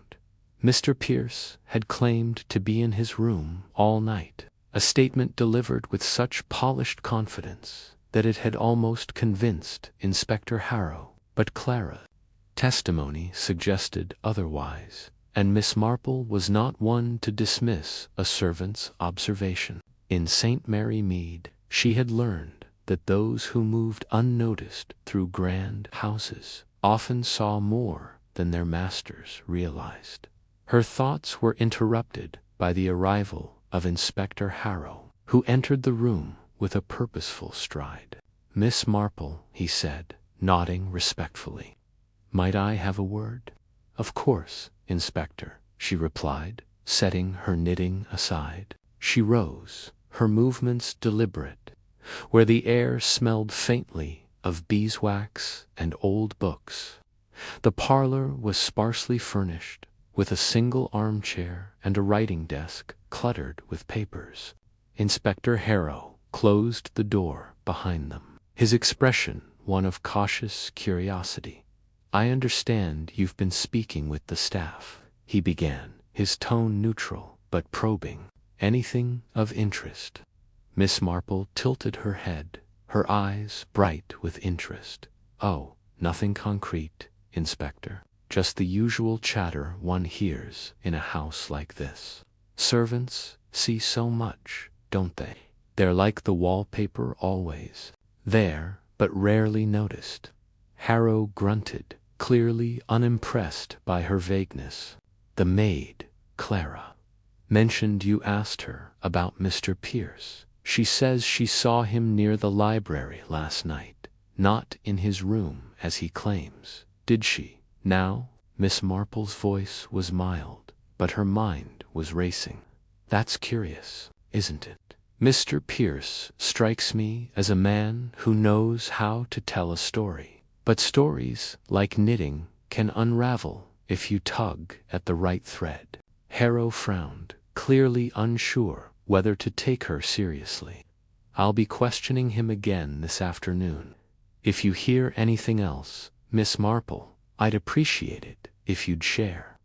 Of course, Inspector, she said, her smile serene. I'm only here to help. As Harrow left to continue his interviews, Miss Marple returned to the morning room, her thoughts turning to Mr. Pierce. He was a puzzle. This man with his tailored suits and easy charm. She had met his type before. In St. Mary Meadow, certain Mr. Thompson, who had swindled half the village with promises of a non-existent investment scheme. Like Mr. Thompson, Mr. Pierce had a way of making people want to believe him, but there was something in his eyes, a flicker of unease, that betrayed him. She decided to speak with him herself, not as an interrogator, but as a harmless old lady, the sort no one suspected of cunning. She found him in the garden, strolling along the gravel path that wound through the rosebeds. The air was damp with the promise of rain, and the roses, their petals bruised by a recent storm, drooped heavily on their stems. Mr. Pierce was smoking a cigarette, the smoke curling lazily into the air. "Good morning, Mr. Pierce," Miss Marple called, her voice bright and disarming. "Such a lovely garden, isn't it? Though I dare say it's seen better days." He turned, his smile immediate but guarded. "Miss Marple, a pleasure. Yes, the roses could use some care. Thornfield's not what it used to be, I'm afraid." She nodded, her eyes drifting to his hands as he flicked ash from his cigarette. There, on his left wrist, was a cuffling silver with an intricate design of interlocking vines. It was identical to the one she had seen near Charles's body, half hidden beneath the library rug. Her heart quickened, but her expression remained placid. "You must find all this business terribly distressing," she said, her tone sympathetic. "A man like you, always on the move, caught up in such a tragedy." Pierce's smile tightened, and he touched his cufflink absently, a gesture that did not escape her notice. "It's a shock, of course. Charles was a good man, if a bit stubborn. I was in my room all night, you know. Didn't hear a thing until that scream." "Yes, so you said," Miss Marple murmured, her eyes crinkling as if sharing a confidence. "Though I suppose in a house this size, it's easy to lose track of where everyone is. Why, in St. Mary Mead, we had a gentleman once, Mr. Thompson, I believe, who swore he was at home when his shop was burgled. Turned out he was quite the storyteller." Pierce's laugh was a shade too hearty. "I'm no storyteller, Miss Marple, just a businessman trying to make sense of this mess." "Of course," she said, her voice soft, "but it's curious, isn't it, how small things, a word, a glance, a cuffling can tell a different story." His hand froze mid-gesture, and for a moment his polished facade slipped, revealing a flash of something fear, perhaps, or calculation. "A cufflink," he repeated, his tone light but strained, double quotes. "Oh, just a fancy of mine," Miss Marple said, waving a hand dismissively. "I do prattle on, you'll forgive an old woman's whimsy." He recovered quickly, offering her a smile that didn't quite reach his eyes. "Nothing to forgive, Miss Marple. Now, if you'll excuse me, I have some telegrams to send." As he walked away, his steps a touch too brisk, Miss Marple watched him go, her mind piecing together the fragments of what she had seen and heard. The cufflink was a clue, but not the whole story. She needed to know more about Mr. Pierce's movements, and she suspected Clara could provide the key. She found the maid in the scullery, scrubbing pots with a vigor that suggested she was trying to scrub away her nerves. "Clara, my dear," Miss Marple said, her voice gentle. "Might I trouble you for a moment?" Clara started, nearly dropping a pot. "Oh, miss, you gave me a fright. What is it?" "I was just thinking about what you told me," Miss Marple said, leaning against the counter, as if settling in for a cozy chat, "about Mr. Pierce and Mr. Charles arguing. You said you saw Mr. Pierce near the library later that night. Can you recall exactly where?" Clara hesitated, her hands twisting in her apron. "It was near the library door, Miss Faust. I was bringing fresh linens to the guest wing, and I saw him coming from that direction. He looked well, not himself. His coat was all rumpled, and he was muttering something." "Rumpled, you say?" Miss Marple's tone was casual, but her eyes were sharp. "And what time was this, do you think?" "Must have been just past midnight," Clara said, her brow furrowing. "I didn't think much of it at the time, but now it seems important," Miss Marple finished for her. "You've done very well, Clara. Don't worry yourself. These things have a way of sorting themselves out." But as she left the scullery, Miss Marple's mind was far from at ease. Mr. Pierce's alibi was crumbling, and the cufflink was a tangible link to the crime scene. She recalled a case in St. Mary Mead years ago, when a young man had been caught stealing because of a torn sleeve, a small detail that had led to his undoing. Could Mr. Pierce's rumpled coat and missing cufflink be similarly revealing? She decided to observe him more closely, but discreetly. The manor was a maze of corridors and hidden corners, perfect for someone wishing to move unnoticed. She wandered the halls, her steps slow and deliberate, her eyes taking in every detail. In the guest wing, she paused outside Mr. Pierce's room, noting the faint scuff marks on the floorboards near the door. They were fresh, as if someone had paced there recently. Her next stop was the library, where Inspector Harrow was still examining the scene.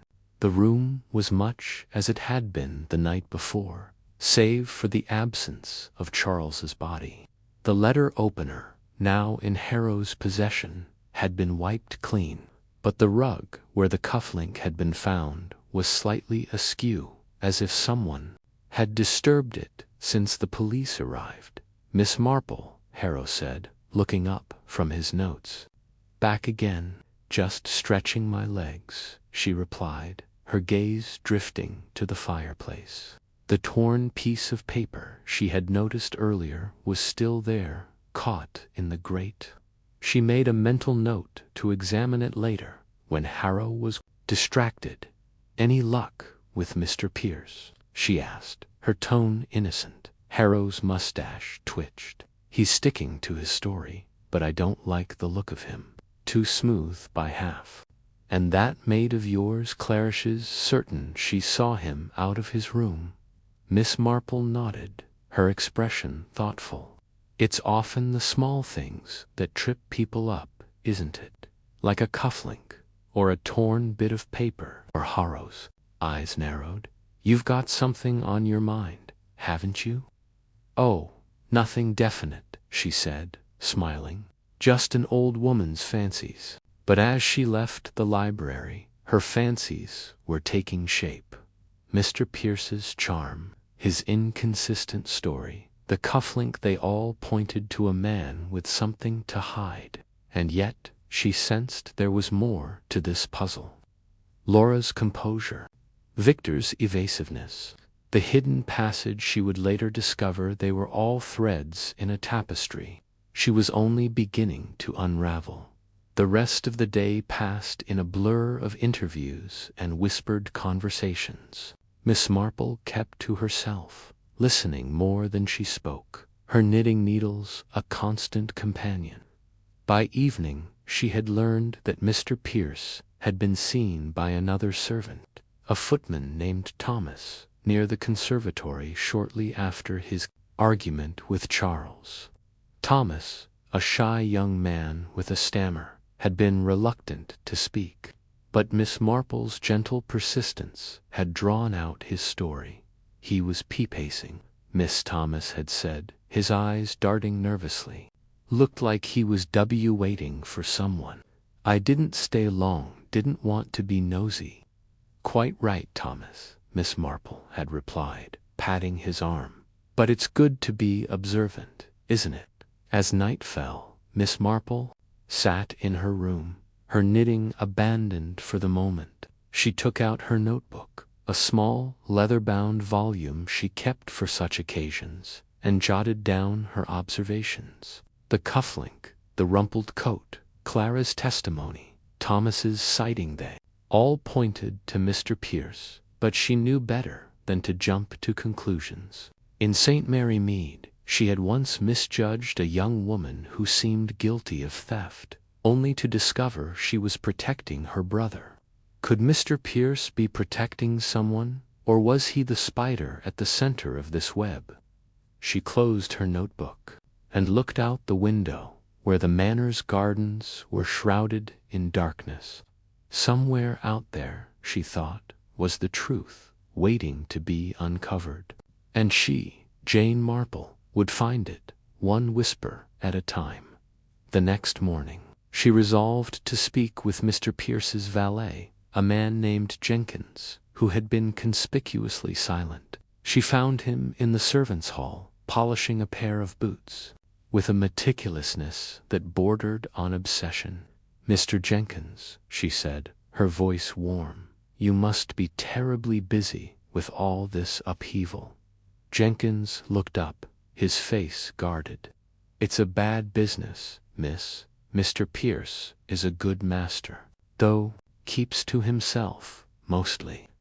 "I'm sure he does," Miss Marple said, settling into a chair. "Though I imagine you notice things, being so close to him, his habits, his comings and goings." Jenkins hesitated, his cloth pausing mid-stroke. "I don't know what you mean, miss." "Oh, just idle curiosity," she said, her eyes twinkling. "For instance, I heard Mr. Pierce had a bit of trouble with his coat last night. Torn, was it?" Jenkins's hand shook slightly, and he set the boot down. "Torn? I wouldn't say that. Miss Lee was a bit disheveled, maybe. Came back late, said he'd been walking in the garden, late, you say." Miss Marple leaned forward, her voice soft. "And what time was that?" Jenkins swallowed, his eyes darting to the door. "Must have been after midnight." "I didn't ask questions, not my place." "Of course not," Miss Marple said, smiling. "You're a loyal man, Jenkins. Loyalty is such a fine quality, though it can be misplaced, can't it?" She left him to his polishing, her mind buzzing with new information. Jenkins's nervousness, combined with Clara's and Thomas's accounts, painted a clear picture. Mr. Pierce had not been in his room when he claimed to be, but why lie? And what was he doing near the library, with a torn coat and a missing cufflink? As she made her way back to the morning room, she passed Laura, who was standing by a window, staring out at the rain-soaked garden. Her face was pale, her lips pressed into a thin line. Miss Marple paused, noting the way Laura's fingers twisted the edge of her shawla nervous habit, much like Clara's apron twisting. "My dear Miss Marple," said gently, "you look troubled." "Is there anything I can do?" Laura started, her eyes flickering with something like fear. "Oh, Miss Marple, it's just all this, Charles, the police, everything." "Of course," Miss Marple said, her tone soothing. "It's a dreadful thing, but sometimes talking helps. You and Charles were so close, weren't you?" Laura nodded, her eyes filling with tears. He was, everything to me. Miss Marple tilted her head, her expression sympathetic but probing. And yet, I hear there were disagreements. It's only natural, of course. Young couples often have their tiffs. Laura's hands stilled, and she looked away. We had our moments, but nothing serious. I loved him. I'm sure you did, Miss Marple said, her voice soft but firm. Though love can be complicated, can't it? Like that young couple in St. Mary, Mead's such a sad story. She loved him, but there was another man, and it all ended in tears. Laura's face paled further, and she excused herself abruptly, leaving Miss Marple to ponder her reaction. There was something there, she was certain, a secret, perhaps, or a guilt that Laura was struggling to conceal. By afternoon, the rain had stopped, and Miss Marple took a walk in the garden, her umbrella tucked under her arm. She paused by the conservatory, where Clara had seen Mr. Pierce and Charles arguing. The glass walls were streaked with rain, and the air inside was thick with the scent of damp earth and wilting flowers. She examined the gravel path, noting a faint impression. That could have been a footprint, though the rain had blurred it. As she stood there, she heard footsteps behind her. Turning, she saw Victor, his coat collar turned up against the chill. "Miss Marple," he said, his voice clipped. "You're a long way from the house." "Just enjoying the air," she replied, her smile disarming. "It's a lovely garden, though I imagine it holds its secrets, like any old place." Victor's eyes narrowed, but he said nothing, his hands shoved deep into his pockets. Miss Marple noted his tense posture, the way his jaw tightened. "You and Charles hadn't seen each other in years, had you?" she asked, her tone conversational. "It must have been quite a reunion." "It was," Victor said shortly, "but not a happy one.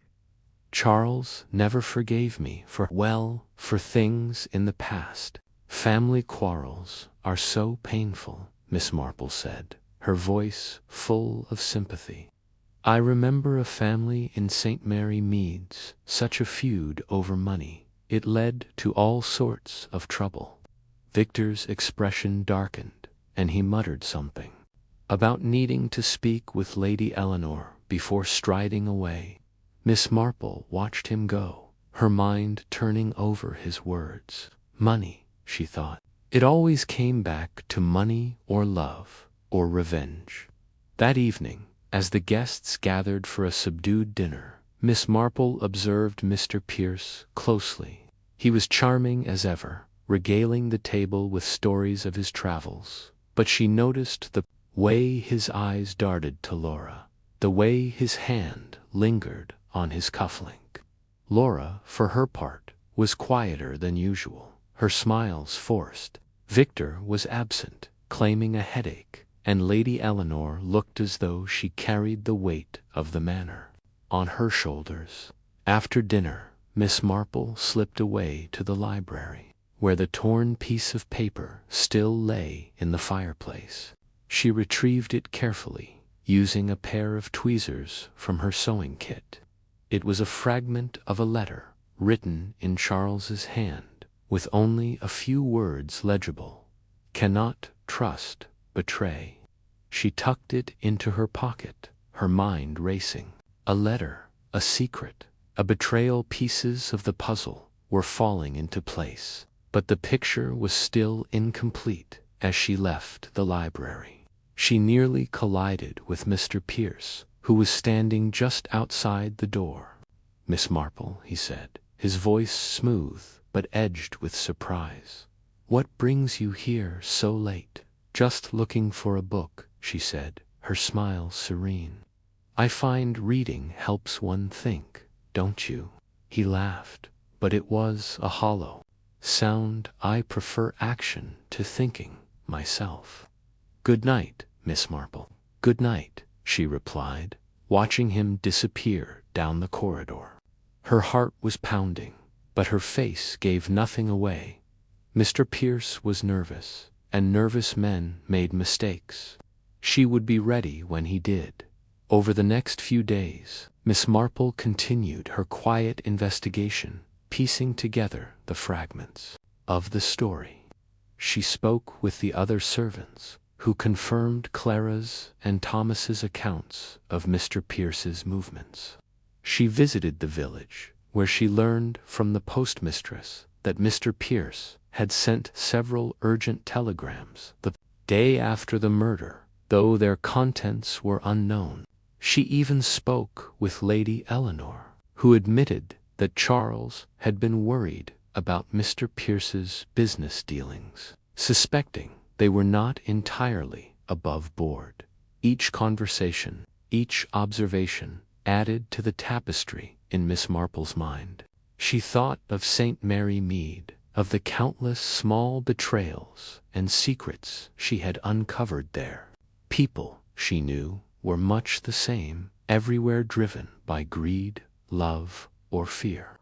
Their lives as fragile as spun glass by the end of the week.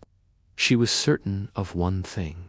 Mr. Pierce's alibi was a lie, and the cufflink was the key to proving it. But she needed more, something to tie him irrevocably to the crime. She decided to enlist Inspector Harrow's help, but carefully, for he was a man who preferred facts to intuition. "Inspector," she said, finding him in the parlor one morning, "have you considered the cufflink found in the library? It's rather distinctive, isn't it?" Harrow nodded, his eyes narrowing. "We've got it in evidence. Matches the one Pierce wears, but he claims he lost it days ago." "Lost it, did he?" Miss Marple said, her tone thoughtful. "And yet, saw him wearing its twin just yesterday. Curious, isn't it? How such a small thing can tell such a big story." Harrow's mustache twitched, and he leaned forward. "You think he's our man?" "I think," Miss Marple said, her voice soft, "that Mr. Pierce has a great deal to explain, and I think, Inspector, that if you were to search his room discreetly, of course you might find something to help him explain it." Harrow studied her for a moment, then nodded. "I'll see to it. But Miss Marple, if you're wrong—" "I'm rarely wrong about people, Inspector," she said, her smile serene. "They're so very predictable once you know what to look for." That afternoon, Harrow conducted a quiet search of Mr. Pierce's room, with Miss Marple present as an observer. In a drawer, tucked beneath a pile of handkerchiefs, they found a torn piece of fabric that matched the description of Mr. Pierce's coat. And in a small velvet box, they found a single cufflink identical to the one in the library. Harrow's face was grim as he turned to Miss Marple. "You were right," he said. "This ties him to the scene, but it's not enough for a conviction." "Not yet," Miss Marple agreed, "but it's a start, isn't it? And sometimes, Inspector, all it takes is a single thread to unravel the whole cloth." As they left the room, Miss Marple's mind was already moving to the next piece of the puzzle. Mr. Pierce was involved, she was certain, but was he the killer, or was he protecting someone else? Laura's nervous hands, Victor's evasiveness, the hidden passage, they all pointed to a deeper truth, one she was determined to uncover. She returned to her knitting, her needles clicking rhythmically as she thought. The manor was a stage, and the players were all hiding something. But Miss Marple was patient, and she knew that sooner or later the truth would come to light, as it always did in St. Mary Mead. And so she waited, her eyes sharp, her mind sharper, ready to tug at the next thread in the web of lies that surrounded Thornfield Manor. Chapter 6. The Family Secret. The morning sun filtered through the heavy drapes of Thornfield Manor, casting long golden streaks across the polished oak floors of the drawing-room. Miss Jane Marple sat quietly in a high-backed armchair, her knitting needles clicking softly as she worked on a pale blue shawl. Her eyes, sharp and bright despite her age, darted occasionally to the other occupants of the room, who were gathered in small clusters, their voices low and tense. The air was thick with the aftermath of Charles Ashford's murder, and though the guests maintained a veneer of civility, suspicion hung over them like a storm cloud. Lady Eleanor Ashford, the matriarch of the family, sat near the fireplace, her posture rigid despite the soft cushions of her chair. Her silver hair was impeccably arranged, but her hands, clasped tightly in her lap, betrayed her unease. Across from her, Laura, Charles's fiancée, sipped tea with a delicate hand, her face pale but composed. Victor, Eleanor's estranged son, leaned against a window, staring out at the manicured gardens, his expression unreadable. Mr. Reginald Pierce, the charming businessman with a smile too polished for Miss Marple's liking, stood by the mantel, idly adjusting his cufflinks. The room was a tableau of strained relationships, and Miss Marple, ever the observer of human nature, noted every glance, every fidget, every unspoken word. The previous night's events had left the manor in disarray. Inspector Harrow and his men had combed the library, photographing the scene, collecting fingerprints, and cataloging the blood-stained letter opener that had ended Charles's life. The missing cufflink, which Miss Marple had spotted near the body, remained a nagging detail in her mind. It was gold, engraved with a small crest, and she was certain it belonged to someone in the house. But who and why had it been left behind? Her thoughts were interrupted by Lady Eleanor's voice, low and tremulous, breaking the silence. "Jane," Eleanor said, addressing Miss Marple directly, "you've always had a way of seeing things others miss. I must speak with you privately. There are family matters, that I fear may be relevant to this dreadful business." Miss Marple's needles paused, and she looked up, her expression mild, but her eyes keen. "Of course, Eleanor," she replied softly. "Shall we take a walk in the garden? The air might do us good." Eleanor nodded, and the two women rose, excusing themselves from the room. The others barely acknowledged their departure, too wrapped in their own thoughts or whispered conversations. As they stepped into the crisp morning air, the gravel path crunching beneath their feet, Eleanor's composure began to crack. Her shoulders slumped, and her voice, when she spoke, was barely above a whisper.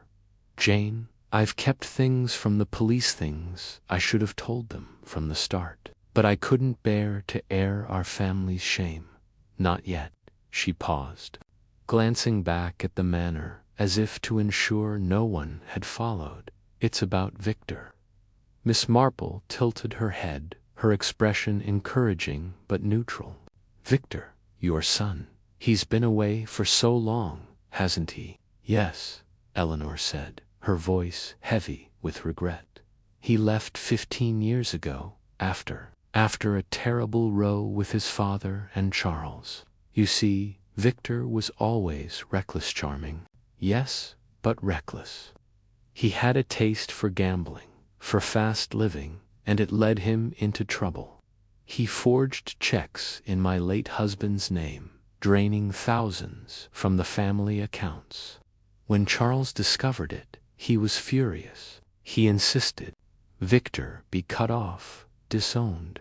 My husband agreed, and Victor was sent away. I haven't seen him since, until a week ago." Miss Marple nodded thoughtfully, her mind already sifting through the implications. And his return coincided with Charles's decision to sell part of the estate, she said, not as a question, but as a statement, piecing together the fragments of gossip and observation she had gathered. Eleanor's eyes widened slightly. Yes, exactly. Charles was determined to sell the Westfields to fund some new venture. Victor heard of it somehow, I don't know how, and came back, claiming he wanted to reconcile. But I suspect he was angry. He felt the estate was his birthright, you see. Even after all he'd done, Charles refused to even speak with him properly. They argued the night before it happened. Miss Marple's needles, tucked into her bag, seemed to itch for movement, but she kept her hands still, her attention fixed on Eleanor. An argument, you say, about the estate. Not just the estate, Eleanor admitted, her voice dropping. Further, Victor accused Charles of ruining his life, of turning the family against him.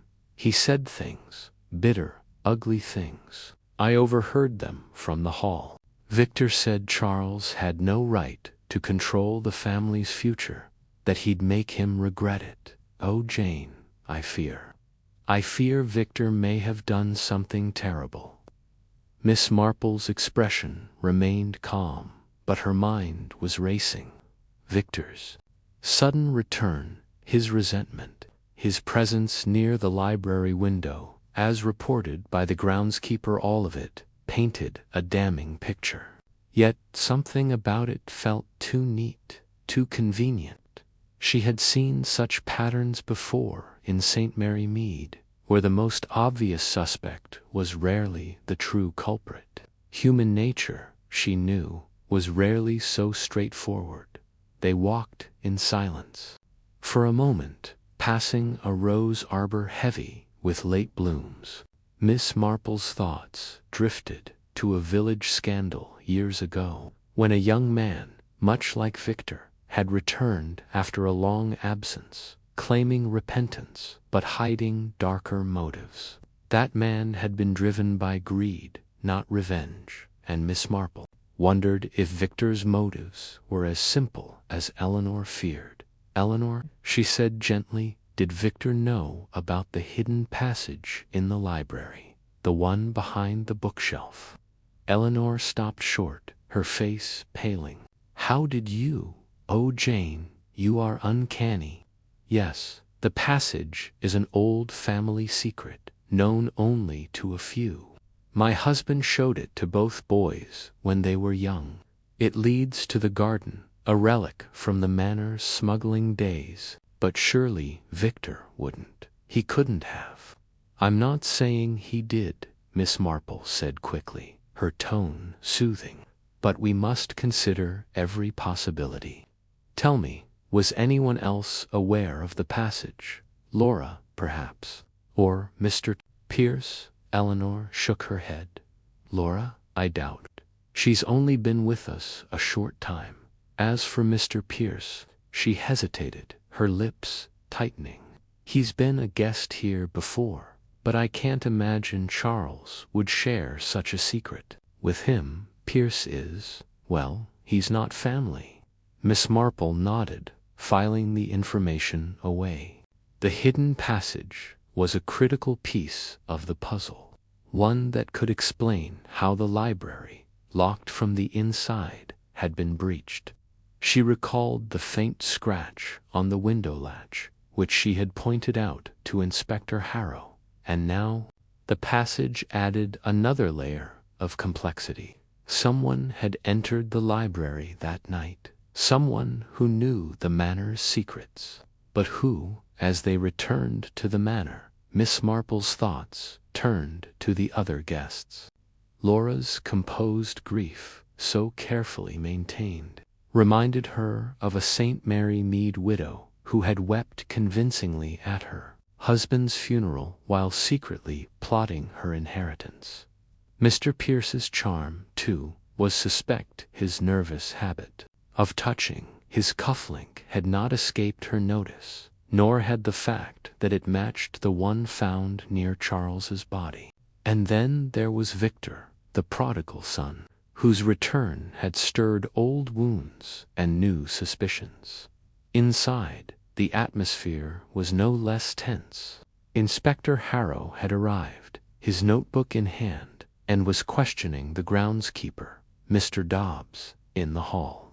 Miss Marple lingered near the doorway, her small frame unobtrusive, her ears attuned to every word. "I saw him clear as day," Dobbs was saying, his weathered face earnest. "Young Mr. Victor, skulking by the library window just before midnight.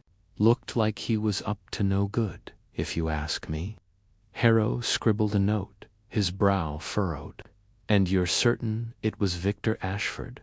"No mistake, no mistake," Dobbs said firmly. "I've known the lad since he was a boy. It was him, all right, though he's changed harder, somehow." Miss Marple's lips pursed slightly. The groundskeeper's testimony was damning, yet she couldn't shake the feeling that something was amiss. She thought of a village boy from years past, accused of theft based on a witness's certainty, only for it to be revealed later that the witness had mistaken one lad for another in the dark. Could Dobbs be mistaken? Or was Victor indeed the shadowy figure by the window? As Harrow moved on to question the maid, Clara, Miss Marple slipped into the library, her eyes scanning the room.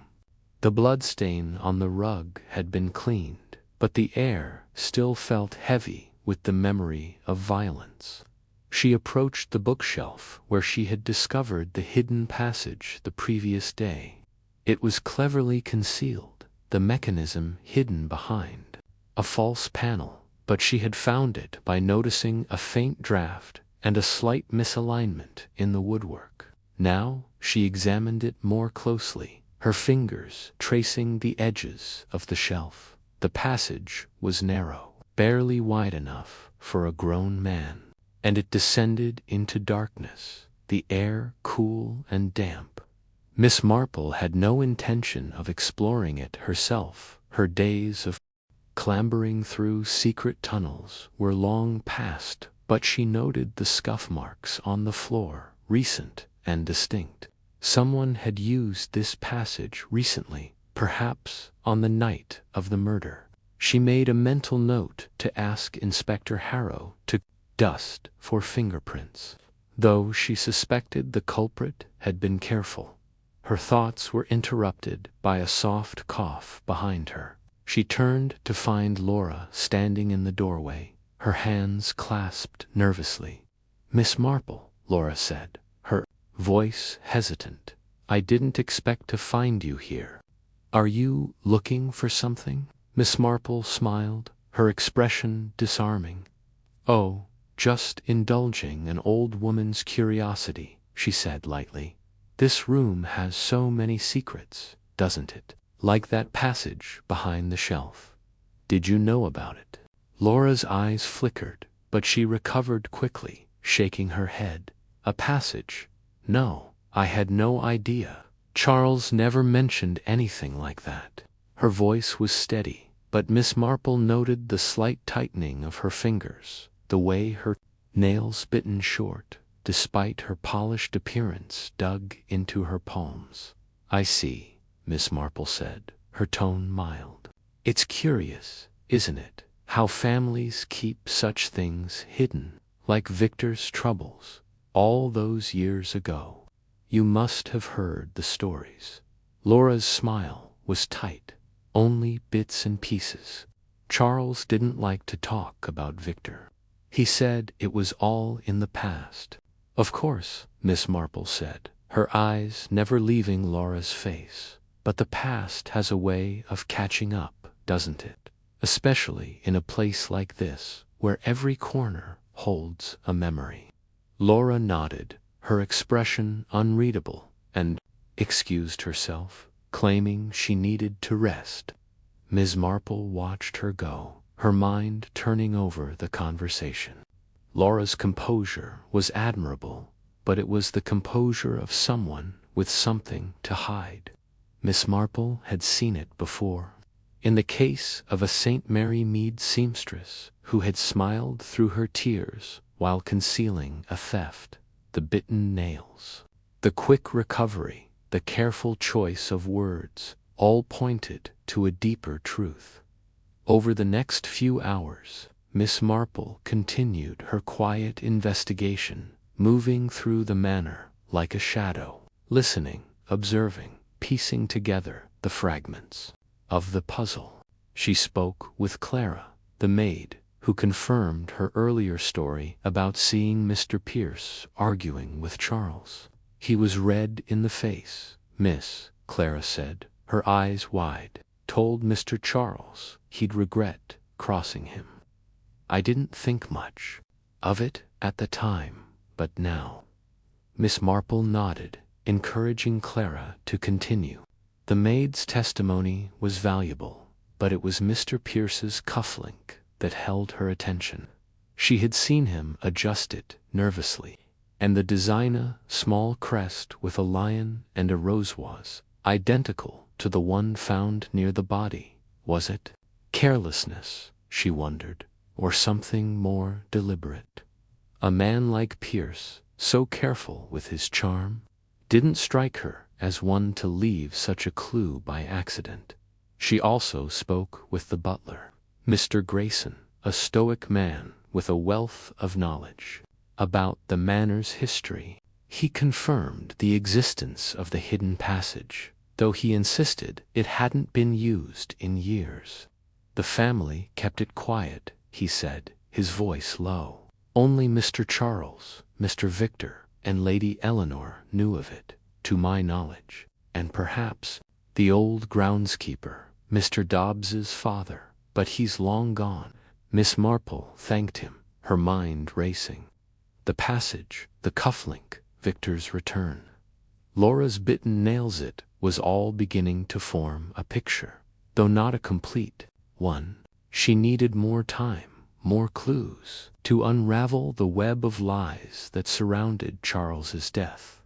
That afternoon, she joined Lady Eleanor for tea in the conservatory, a glass-walled room filled with exotic plants and the scent of jasmine. The conversation turned to the family's past, and Eleanor, perhaps emboldened by Miss Marple's gentle probing, revealed more about Victor's disgrace. He was always the favorite, she said, her voice tinged with sorrow. So bright, so full of life, but he couldn't control his impulses. After the forgery, Charles was relentless. He said Victor was a danger to the family, that he'd ruin us all if he stayed.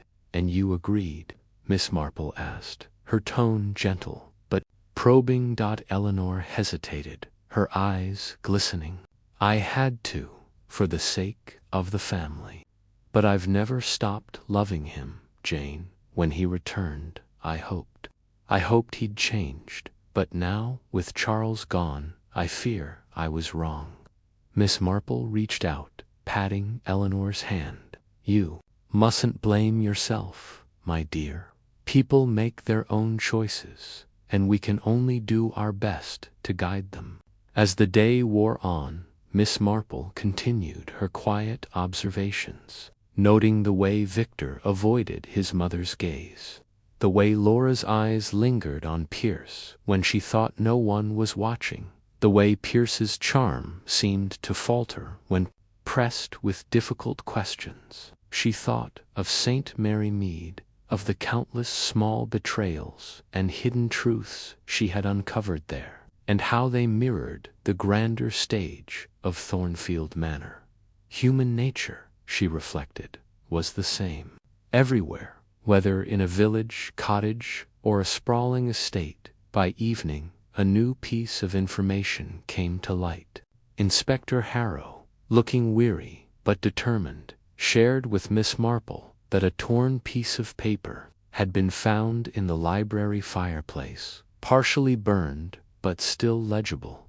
It appeared to be a draft of a letter from Charles, addressed to his solicitor, Mr. Petherick, expressing his intent to cut Victor out of the will entirely. It seems Charles was planning to disinherit his brother once and for all, Harrow said, his voice grim. That gives Victor a strong motive. Miss Marple nodded, but her mind was elsewhere. The letter, the passage, the cuffling kit, was all too much to be coincidence. She thought of a village shopkeeper who had once burned incriminating receipts to hide his debts, only to be caught when a fragment survived.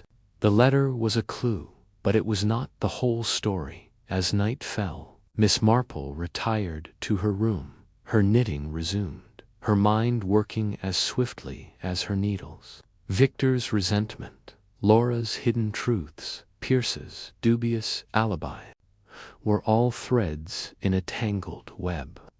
But it was the family secret, the disownment of Victor, that seemed to lie at the heart of it. Had his return sparked a chain of events that led to murder? Or was someone else using Victor's past to mask their own guilt? She thought of the groundskeeper's testimony, of the figure by the library window. Dobbs had been certain it was Victor, but Miss Marple knew how easily the eye could be deceived, especially in the dark. She recalled a St. Mary Mead farmer who had sworn he saw a poacher, only to discover it was his own son sneaking out to meet a girl. Could the figure have been someone else, disguised as Victor? Or was Victor himself playing a deeper game? As she drifted toward sleep, her knitting folded neatly in her lap, Miss Marple's thoughts returned to the cufflink. It was the one piece of evidence that didn't quite fit, a glittering clue that pointed to Pierce but seemed almost too obvious. She had known men like Pierce before, smooth, calculating, always one step ahead. If he was the killer, why leave such a damning clue? Unless, she mused, someone else had placed it there to shift suspicion. The night was quiet, the manor settling into an uneasy stillness. But Miss Marple's mind was far from still. She saw the threads of the mystery weaving together, not yet a complete tapestry, but close. Tomorrow, she resolved, she would speak with Victor directly, to gauge his reaction, to see if his bitterness ran deep enough to kill.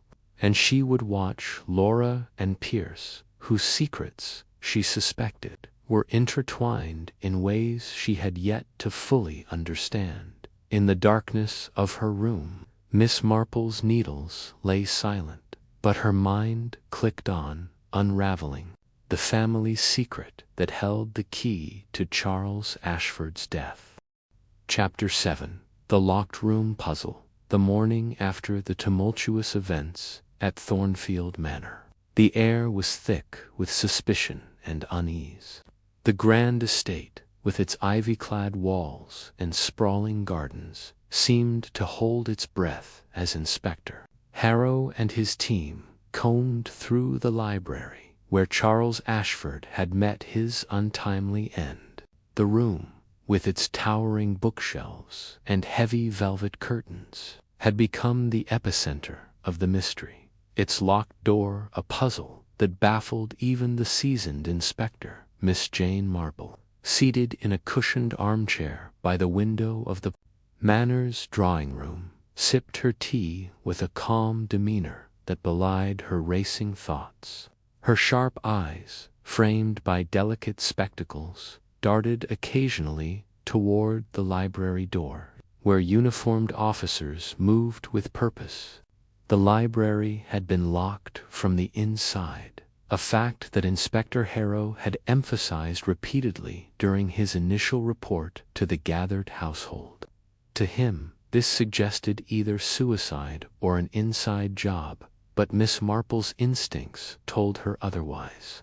She had seen too many locked room mysteries in her time, both in the pages of novels and in the quiet scandals of St. Mary Mead, to accept such a simplistic conclusion. The inspector, a stout man with a mustache that seemed to bristle with authority, had gathered the household earlier that morning to discuss the findings. The door was locked, and the key was found in Charles's pocket, he had declared, his voice echoing in the high-ceilinged hall. No windows were broken, and the latch was secure. If this wasn't suicide, then the killer was someone in this house who knew how to lock the door behind them. The guests had exchanged uneasy glances. Laura, Charles's fiancée, had clutched her handkerchief tightly, her face pale but composed. Victor, the estranged brother, had shifted in his seat, his eyes darting toward the door as if contemplating escape.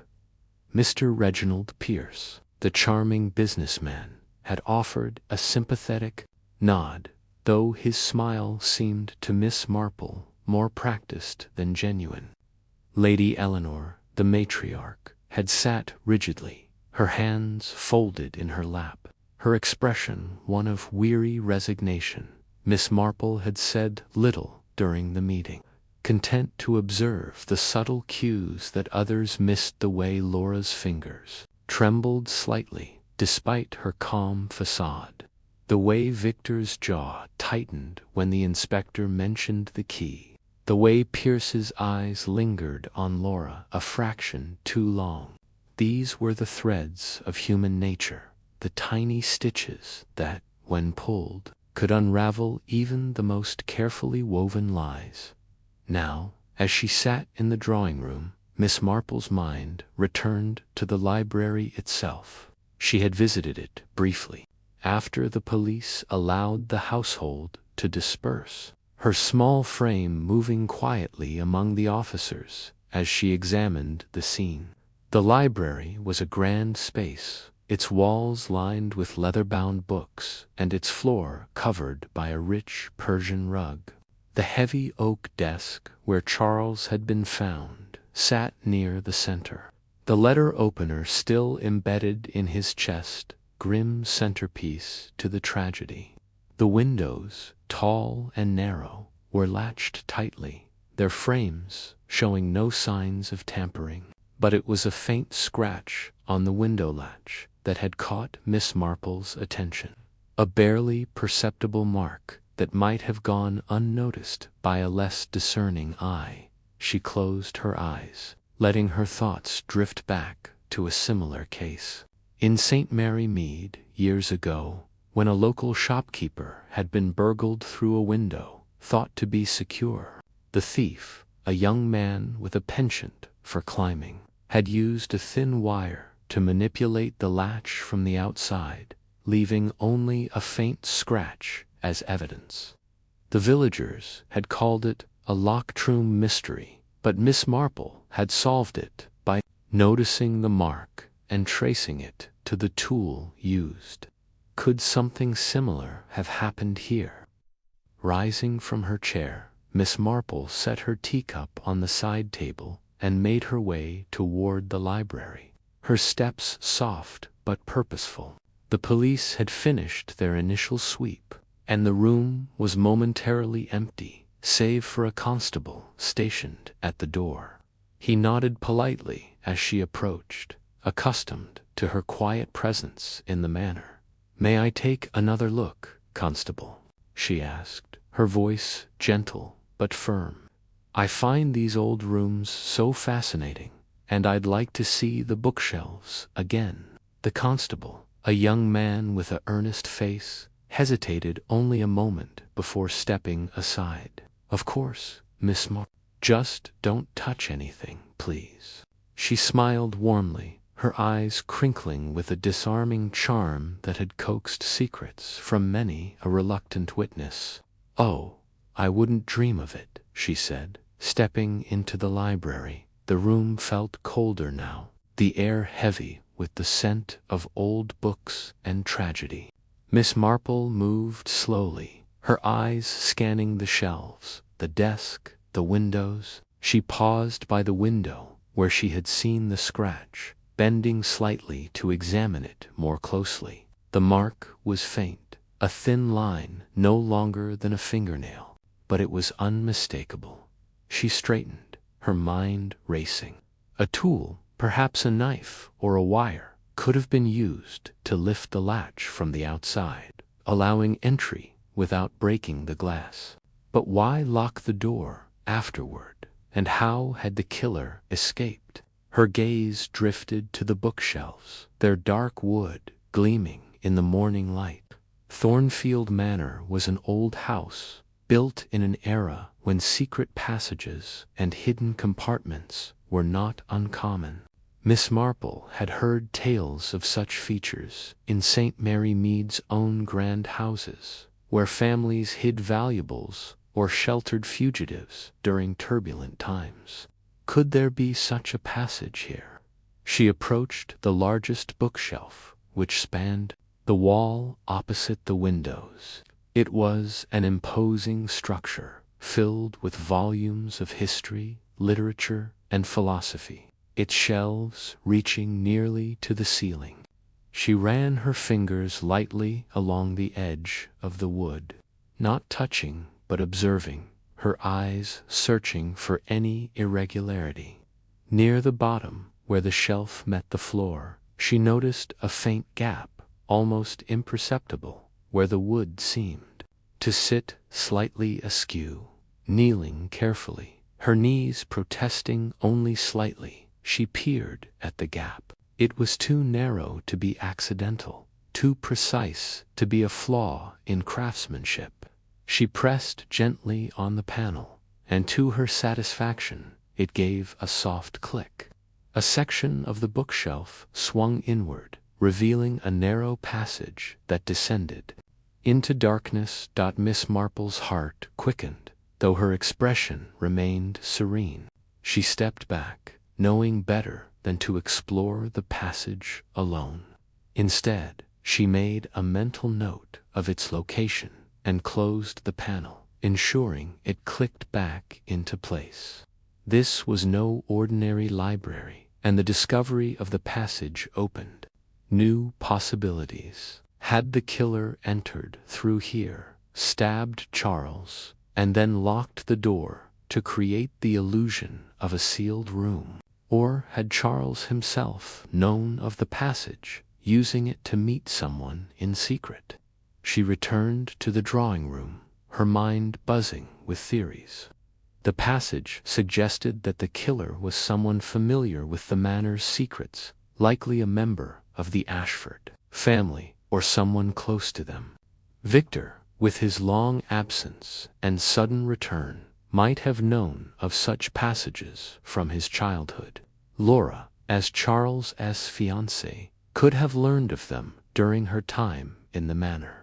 Even Mr. Pierce, with his smooth manners and questionable past, might have uncovered the manor's secrets in his quest for wealth. Miss Marple settled back into her chair, her knitting needles clicking softly as she resumed her work. The household was gathering for lunch soon, and she intended to observe them closely. The discovery of the passage was a significant clue, but it was the human element, the glances, the hesitations, the lies that would ultimately reveal the truth. At lunch, the atmosphere was strained. Lady Eleanor presided over the table with her usual grace, but her eyes were tired, her smile forced. Laura sat quietly, her hands folded in her lap, her engagement ring glinting in the sunlight that streamed through the dining room windows. Victor was sullen, his fork moving mechanically as he ate. Mr. Pierce, ever the charmer, attempted to lighten the mood with anecdotes of his travels, but his stories fell flat, met with polite nods and little else. Miss Marple watched them all, her mind piecing together the puzzle. She recalled a conversation with Clara, the maid, who had mentioned seeing Mr. Pierce near the library before the murder. Clara had been nervous, her eyes darting as she spoke, as if afraid of being overheard. Miss Marple had also noted the missing cufflink near Charles's body, a detail that nagged at her. Cufflinks were personal, often monogrammed or distinctive, and their absence could point to the killer.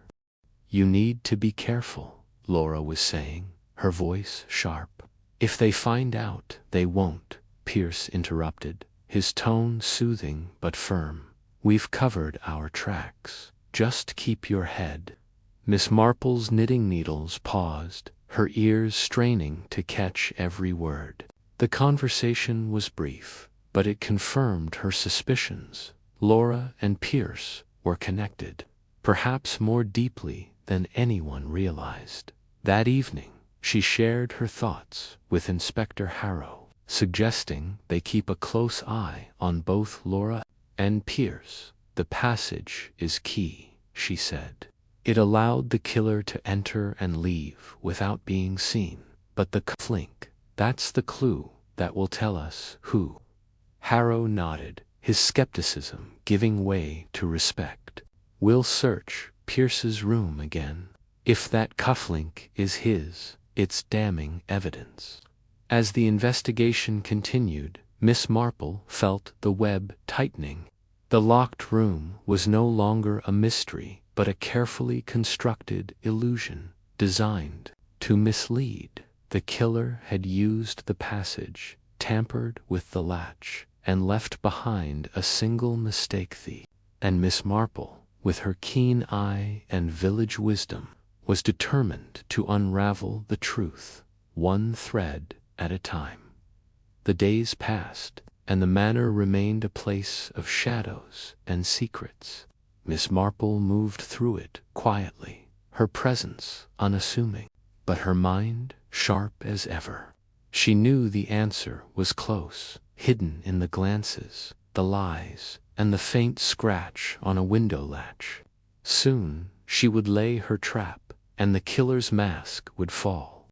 Chapter 8. Laura's Confession. The morning sun filtered through the heavy drapes of Thornfield Manor, casting long slanted beams across the oak-paneled walls of the drawing-room.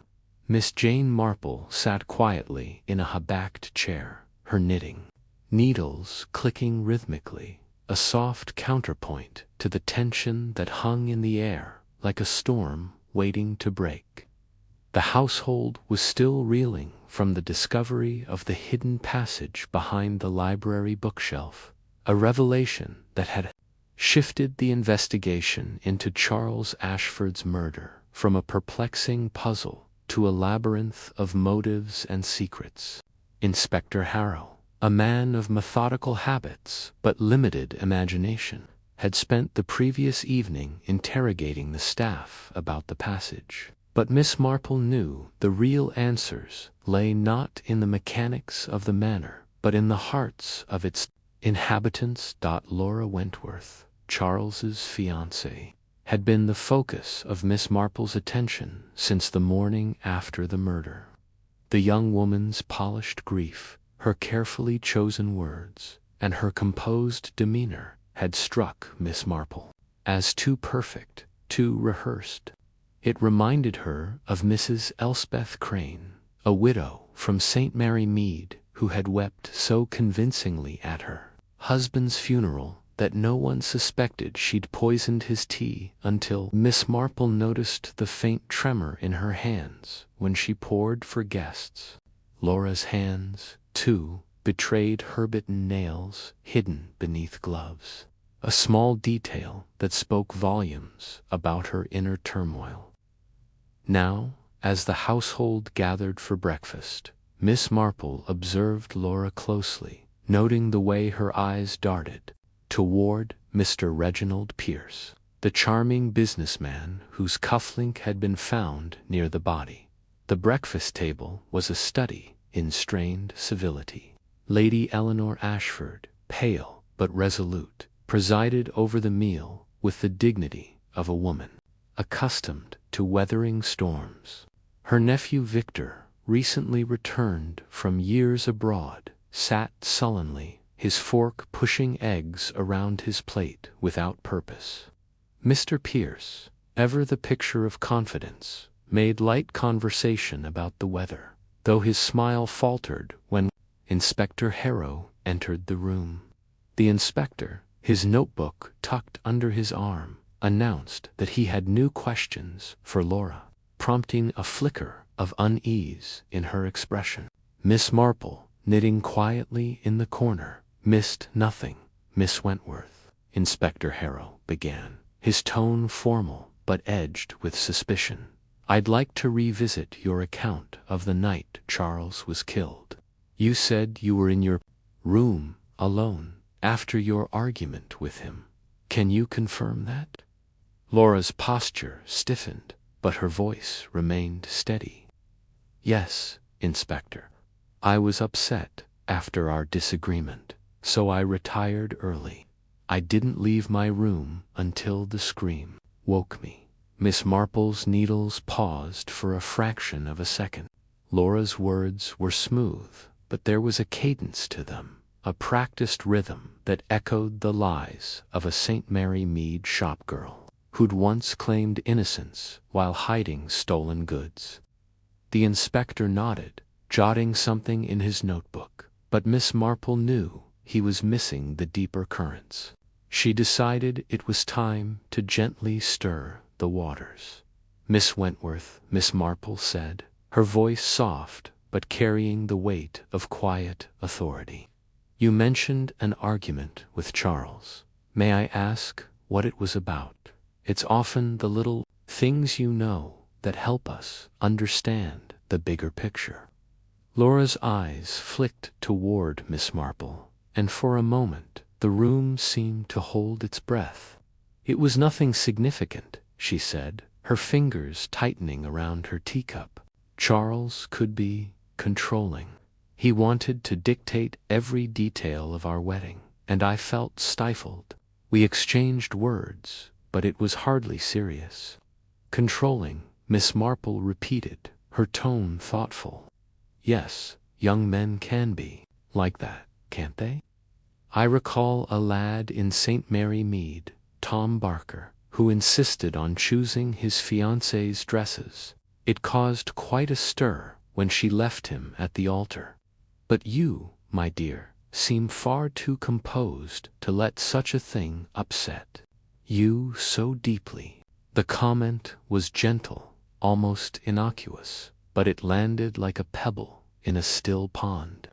Laura's lips parted, then closed, and a faint flush crept up her neck. Mr. Pierce coughed lightly, drawing attention, and began to speak of the gardens, but Miss Marple's eyes remained on Laura. The young woman's composure was cracking, and Miss Marple knew that pressure, applied carefully, could reveal the truth. As the meal concluded, Inspector Harrow requested Laura's presence in the library for further questioning. Miss Marple, excused from the formalities, slipped away to the manor's rose garden, where she could think undisturbed. The roses, meticulously tended, reminded her of the village gardens back home, where secrets often bloomed alongside the flowers. She recalled Clara, the maid, mentioning an argument between Charles and Mr. Pierce, and the groundskeeper's report of Victor near the library window. The hidden passage, the cufflink, Laura's bitten nails, all these fragments were beginning to form a pattern, but it was incomplete. Laura's role, Miss Marple suspected, was central, and the locket found in her room, containing a photo of an unknown man, was a thread she needed to pull. Returning to the manor, Miss Marple found Laura alone in the morning room, staring out the window. The young woman's hands were clasped tightly, her gloves removed, revealing the telltale signs of her nervous habit. Miss Marple approached, her steps soft on the Persian rug. Miss Wentworth, she said kindly, you seem troubled. Sometimes sharing a burden can lighten it. I've known many a soul in St. Mary Mead who found peace in honesty. Laura turned, her eyes wary but softened by exhaustion. "You're very kind, Miss Marple, but there's nothing to share. I loved Charles. His death has broken my heart." "Love is a powerful thing," Miss Marple said, settling into a chair. "But it can also blind us. I once knew a young woman, much like you, who loved a man so fiercely she overlooked his flaws. When he betrayed her, she hid her pain behind a smile, but her hands gave her away. Bitten nails, you see, tell a story of their own." Laura's hands twitched, and she quickly folded them in her lap. "I don't know what you mean," she said, but her voice wavered. Miss Marple leaned forward, her eyes gentle but piercing. "I think you do, my dear. The locket in your roomit doesn't hold a picture of Charles, does it? And your argument with him, it wasn't just about wedding plans, was it? Sometimes the heart wants what it shouldn't, and that can lead to terrible choices." Laura's face paled, and for a moment Miss Marple thought she might faint, but then, like a dam breaking, words spilled out. "You don't understand," Laura said, her voice low and trembling. "Charles wasn't the man everyone thought he was. He was cruel, manipulative. He threatened to ruin me if I left him. I argued with him that night, yes, but I didn't kill him, I swear it." Miss Marple nodded, her expression one of quiet sympathy. "I believe you didn't mean to harm him," she said. "But someone did, and you know more than you're saying, don't you? The locket, Laura. Who is the man in the photograph?" Laura's eyes filled with tears, and she shook her head. "I can't say, it's too dangerous." "Dangerous for whom?" Miss Marple pressed, her voice still soft but unyielding. "For you, or for someone else?" Laura stood abruptly, her hands trembling, and before Miss Marple could respond, she fled the room. Miss Marple watched her go, her mind turning over the conversation. Laura's confession, partial though it was, confirmed her suspicions. The young woman was entangled in something deeper than grief, and the locket was a key to unlocking it. That afternoon, Miss Marple joined Inspector Harrow in the library, where he was examining the hidden passage. Dusty stone led to a concealed door in the garden wall. It was a clever design, likely used by the Ashford family for discreet comings and goings in years past. Miss Marple pointed out the faint scratches on the garden door's latch, suggesting it had been used recently. The inspector, impressed but cautious, agreed to have the passage dusted for fingerprints as they emerged into the garden. Miss Marple's thoughts returned to Laura, the young woman's fear, her refusal to name the man in the locket, and her bitten nails all pointed to a secret she was desperate to protect. Miss Marple recalled a case in St. Mary Mead involving a young woman who had hidden her lover's identity to shield him from scandal. The lover, it turned out, had been the true culprit, using her loyalty to escape justice. Was Laura protecting someone, or was she herself complicit? The day wore on, and Miss Marple spent the afternoon in quiet observation, moving between the manor's rooms and gardens, listening to the staff and guests. Clara, the maid, mentioned seeing Laura and Mr. Pierce speaking in hushed tones the day before the murder, their heads bent close together. The groundskeeper, a gruff man named Mr. Dobbs, confirmed his sighting of Victor near the library window, but added that he'd also seen a cloaked figure slipping through the garden gate after midnight. The figure, he said, moved with purpose, as if familiar with the grounds. By evening, Miss Marple had gathered enough to request a private word with Lady Eleanor. The older woman, though frail, welcomed her into the parlor, where a fire crackled in the hearth. Miss Marple spoke carefully, outlining her observations without accusing anyone directly. "Lady Eleanor," she began, "your family has endured much, and I hesitate to add to your burden. But I must ask about Laura. She's a lovely girl, but there's something troubling her. The locket in her room, do you know who the man in the photograph might be?" Lady Eleanor's face tightened, and she looked away. "I've suspected Laura's heart wasn't entirely with Charles," she admitted. "He was difficult, my nephew. He demanded loyalty, but rarely gave it. I wouldn't be surprised if Laura sought comfort elsewhere." "And Mr. Pierce?" Miss Marple asked gently. "He's a charming man, but charm can hide many things. I've known men like him in St. Mary Mead who smile while their hands are in your pocket." Lady Eleanor sighed. "Reginald Pierce is a guest, but not one I trust. Charles invited him to discuss business, but I sensed there was more to it. Charles mentioned debts, you see, and Pierce was pressing him for repayment." Miss Marple nodded, her mind fitting another piece into the puzzle. Charles's debts, Laura's locket, Pierce's cufflink, and the hidden passage were all threads in a tapestry of deceit. She thanked Lady Eleanor and retired to her room, where she sat by the window, knitting and thinking. The manor was a place of secrets, but secrets, like poorly darned socks, always unraveled with time. The next morning brought a new development. Inspector Harrow, having received the fingerprint results, called a meeting in the drawing room.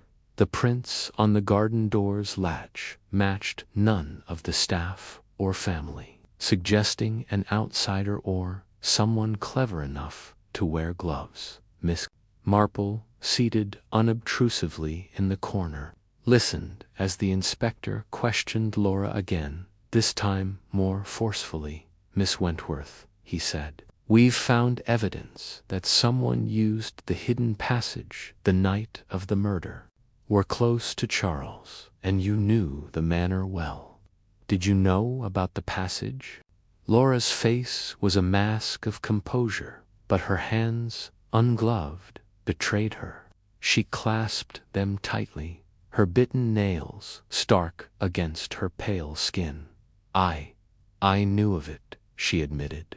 "Charles showed it to me once, as a curiosity, but I didn't use it that night, I swear." Miss Marple tilted her head, her eyes sharp. "And the locket, Miss Wentworth? You didn't answer my question yesterday. Who is the man in the photograph?" The room went silent, every eye on Laura. Her lips trembled, and for a moment it seemed she might collapse. "Breath," she spoke. It's a friend, someone from my past. It has nothing to do with Charles's death." Miss Marple's needles clicked once, twice, then stopped. "A friend," she repeated softly. "But you keep his picture close, don't you? And you argued with Charles, not about wedding plans, but about your heart. I've seen it before, my dear, in a young woman who loved one man but was tied to another. It rarely ends well." Laura's eyes filled with tears, and she stood, her voice breaking. "You don't know me," she cried. "You don't know what I've been through. Charles was a monster, and I didn't mean for any of this to happen." The confession hung in the air, incomplete but damning. Inspector Harrow stepped forward, his notebook open, but Miss Marple raised a hand, her voice calm but commanding. "Let her speak, Inspector. The truth, like a good stitch, must be pulled gently but firmly." Laura sank into a chair, her hands covering her face. "I didn't kill him," she whispered, "but I hated him. He found out about someone else. He threatened to expose me, to ruin my reputation. We argued, and I left him in the library. I didn't know he'd be dead hours later." "Someone else," Miss Marple said, her tone gentle but insistent. "Mr. Pierce, perhaps." Laura's head snapped up, her eyes wide with fear. "No, I don't know what you're talking about." But Miss Marple knew. The locket, the cufflink, the whispered conversations between Laura and Piercett all pointed to an affair, one that Charles had discovered. The question was whether Laura's hatred had driven her to murder, or if she had merely been the bait. In a larger trap, Miss Marple thought of a St. Mary Mead couple, where the wife's lover had killed her husband to secure their future. The lover had been charming, too, until the noose tightened. As Inspector Harrow escorted Laura to another room for further questioning, Miss Marple remained in the drawing room, her knitting resumed, but her mind racing. If the photograph was of Pierce, it would confirm their connection and provide a motive for murder. But there was still Victor, lurking on the edges of the mystery, and the cloaked figure seen by the village boy. The truth was close, but like a difficult pattern. It required one final twist to complete that evening. Miss Marple visited Laura's room under the pretense of returning a misplaced handkerchief. The locket was still there, tucked in a drawer. With a quick glance to ensure she was alone, Miss Marple opened it. The photograph inside was indeed of Mr. Pierce, his smile as polished as ever. Laura and Pierce were bound by more than chance, and Charles's death was the result of their desperation to keep their secret. As she returned to the drawing room, Miss Marple overheard Mr. Pierce speaking to Victor in the hall. Were low, but the tension was palpable. "You'll get what's owed," Pierce said, his tone sharp, "but you need to stay quiet." Victor's reply was too soft to hear, but Miss Marple noted the exchange. Was Victor complicit, or merely another pawn in Pierce's game?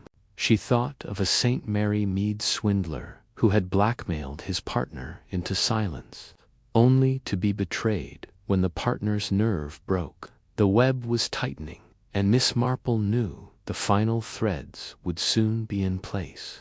Chapter 9. The missing cuff-length morning sun filtered through the heavy drapes of Thornfield Manor, casting long dappled shadows across the polished oak floors. Miss Marple sat in her guest room, her knitting needles clicking rhythmically, as her mind worked through the tangled threads of the mystery surrounding Charles Ashford's death. The discovery of the cufflink near the crime scene had been a small but significant clue, like a single dropped stitch that could unravel an entire sweater. She had seen its twin on Mr. Reginald Pierce's cuff during their conversation the previous day, and his nervous fidgeting with it had not escaped her notice. It was time to confirm her suspicions. Miss Marple set her knitting aside and rose, smoothing her skirt with a practiced hand. She glanced at the small clock on the mantelpiece, 8:30. The household would be stirring, but not yet gathered for breakfast. It was the perfect moment for a discreet investigation. She slipped out of her room, her soft-soled shoes making no sound on the thick carpet of the hallway. The manor was a labyrinth of corridors and hidden corners, but Miss Marple had a knack for navigating such places, much like she navigated the complexities of human nature. Her destination was Mr. Pierce's room, located in the East Wing, where the guests were housed. She had overheard Clara, the maid, mention that Pierce's valet, a nervous young man named Thomas, was often up early to prepare his master's clothes. If anyone could provide insight into Pierce's movements on the night of the murder, it would be Thomas. And if the missing cufflink was indeed in Pierce's possession, She needed to find it before he could dispose of it. The east wing was quiet, save for the distant clatter of pots from the kitchen below. Miss Marple paused outside Pierce's door, listening for any sound within. Hearing nothing, she tapped lightly. No response. She tried the handle, expecting it to be locked, but to her surprise, it turned easily. The door creaked open, revealing a neatly appointed room with a four-poster bed, a mahogany wardrobe, and a small writing desk cluttered with papers. The curtains were drawn, casting the room in a dim, golden glow. Miss Marple hesitated, entering. A guest's room uninvited was hardly proper, but the stakes were high, and propriety often had to yield to necessity in matters of murder. She stepped inside, closing the door softly behind her. Her eyes scanned the room, taking in every detail: the polished shoes lined up by the wardrobe, the silver-backed hairbrush on the dressing table, the faint scent of cigar smoke lingering in the air. Her attention was drawn to a small velvet box on the dressing table, half hidden beneath a folded handkerchief. Her heart beating a little faster. With a quick glance toward the door, she lifted the handkerchief and opened the box. Inside, nestled on a bed of satin, was a single cufflink, its intricate gold design an exact match for the one she had seen at the crime scene. The discovery sent a thrill through her, though she kept her expression composed. This was no coincidence. The cufflink tied Pierce to the library, and its absence from the pair suggested he had been careless or panicked. Looked undisturbed. She needed more than physical evidence. She needed to understand Pierce's movements and motives. Thomas, the valet, was her next target. She slipped out of the room and made her way downstairs, where the servants' quarters were located near the kitchen. The manor staff bustled about, preparing for the day, but Clara, ever observant, spotted Miss Marple and hurried over. "Good morning, Miss Marple," Clara said, wiping her hands on her apron. "You're up early. Can I fetch you some tea?" "No, thank you, Clara," Miss Marple replied with a warm smile. "I was hoping to have a word with Thomas, Mr. Pierce's valet." "Is he about?" Clara's brow furrowed slightly, but she nodded. "He's in the back, polishing boots. Bit jumpy, that one, since, well, you know." She lowered her voice. "The murders got us all on edge." "Quite understandable," Miss Marple said sympathetically. "I won't keep him long." She found Thomas in a small room off the kitchen, surrounded by rows of polished shoes. He was a wiry young man with a perpetually anxious expression, his hands moving quickly as he brushed a pair of black leather boots. When he saw Miss Marple, he nearly dropped the brush, his eyes darting nervously. "Good morning, Thomas," Miss Marple said, her tone gentle but firm. "I hope I'm not interrupting." "No, ma'am," Thomas stammered, setting the boots aside. Just doing my work." "Of course," Miss Marple said, settling onto a nearby stool as if it were the most natural place for a conversation. "You must be terribly busy, looking after Mr. Pierce. He seems a man who values appearances." Thomas nodded, his fingers fidgeting with the brush. "Yes, ma'am. He's particular about his clothes. Always wants everything just so. I imagine he was quite particular the night poor Mr. Ashford died," Miss Marple said, her voice casual but her eyes sharp. "Did he return to his room late that night? Perhaps with his clothes in disarray?" Thomas's face paled, and he looked down at the boots as if they might offer an escape. I don't know, ma'am. I was asleep by then," Mr. Pierce said. "He was in his room all night, like he told the inspector." Miss Marple tilted her head, her expression one of mild curiosity. "But you must have noticed something when you prepared his clothes the next morning. A torn sleeve, perhaps, or a missing cufflink." Thomas's hands froze, and his eyes met hers for a fleeting moment before darting away. I don't recall anything like that, ma'am," he said, but his voice trembled. "Mr. Pierce's clothes were fine. Nothing out of the ordinary." Miss Marple nodded, as if satisfied, but her mind was racing. Thomas was lying, or, at the very least, withholding something. She had seen that same nervous twitch in the eyes of a St. Mary Mead grocer's assistant years ago, when he'd been caught pilfering from the till. Fear and guilt had a way of betraying themselves, no matter how carefully one tried to hide them. "Thank you, Thomas," she said, rising from the stool. "You've been most helpful." As she left the servants' quarters, Miss Marple's thoughts turned to the broader picture. The cufflink placed Pierce at the scene, but it wasn't enough to prove murder. She needed to understand his motive, and for that she needed to know more about his relationship with Charles and with Laura. The locket found in Laura's room, with its mysterious photograph, was another piece of the puzzle. Miss Marple suspected it held the key to unraveling the web of deceit that enveloped Thornfield Manor. She returned to the drawing-room, where the guests were beginning to gather for breakfast. Lady Eleanor sat at the head of the table, her face pale but composed, while Victor slouched in a chair, nursing a cup of coffee. Laura, dressed in a somber black dress, was speaking quietly with Mr. Pierce, their heads bent close together. Miss Marple noted the intimacy of their posture, the way Laura's hand lingered near Pierce's arm. It was a small gesture, but to Miss Marple it spoke volumes. She recalled a pair of young lovers in St. Mary Mead who had thought their stolen glances went unnoticed, only to be undone by their own carelessness.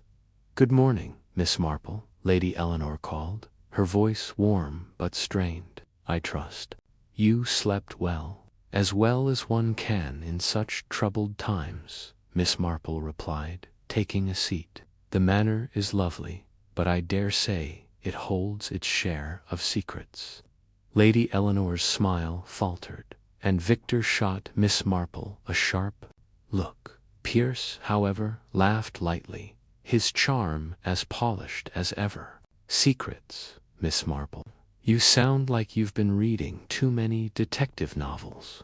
"Oh, I find life is often more intriguing than any novel," Miss Marple said, her eyes twinkling.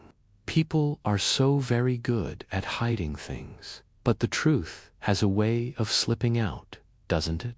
Pierce's smile tightened, and he reached for his coffee cup, his cufflink catching the light. Miss Marple's gaze lingered on it for a moment before she turned her attention to her plate. The conversation shifted to mundane topics, the weather, the state of the roads, but Miss Marple's mind was elsewhere. She was piecing together the events of that fateful night, the scream, the locked library, the hidden passage, and now the cufflink. Each clue was a thread, and she was beginning to see the pattern they formed. After breakfast, Miss Marple excused herself and sought out Inspector Harrow, who was in the library, reviewing his notes. The room had been cleaned since the murder, but the air still felt heavy with the memory of violence. The inspector looked up as she entered, his expression a mix of respect and mild exasperation. "Miss Marple," he said, setting his notebook aside, "I suppose you've found another clue to confound me with." "Only a small one, Inspector," she said, her tone modest. "I happened to notice that Mr. Pierce wears a pair of cufflinks remarkably similar to the one found near poor Mr. Ashford's body. And I've reason to believe the missing one may be in his possession. Harrow's eyebrows rose. That's a serious accusation. Have you proof? Not proof, exactly, Miss Marple admitted. But I found the cufflink in his room, and his valet seemed less than forthcoming about Mr. Pierce's whereabouts that night. I thought you might wish to question him further. Harrow rubbed his chin, considering Pierce has been slippery from the start. Claims he was in his room, but Clara says otherwise. If that cufflink is his, it puts him at the scene.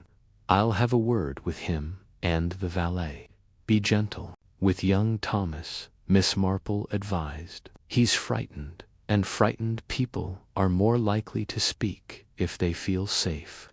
Harrow nodded, a grudging respect in his eyes.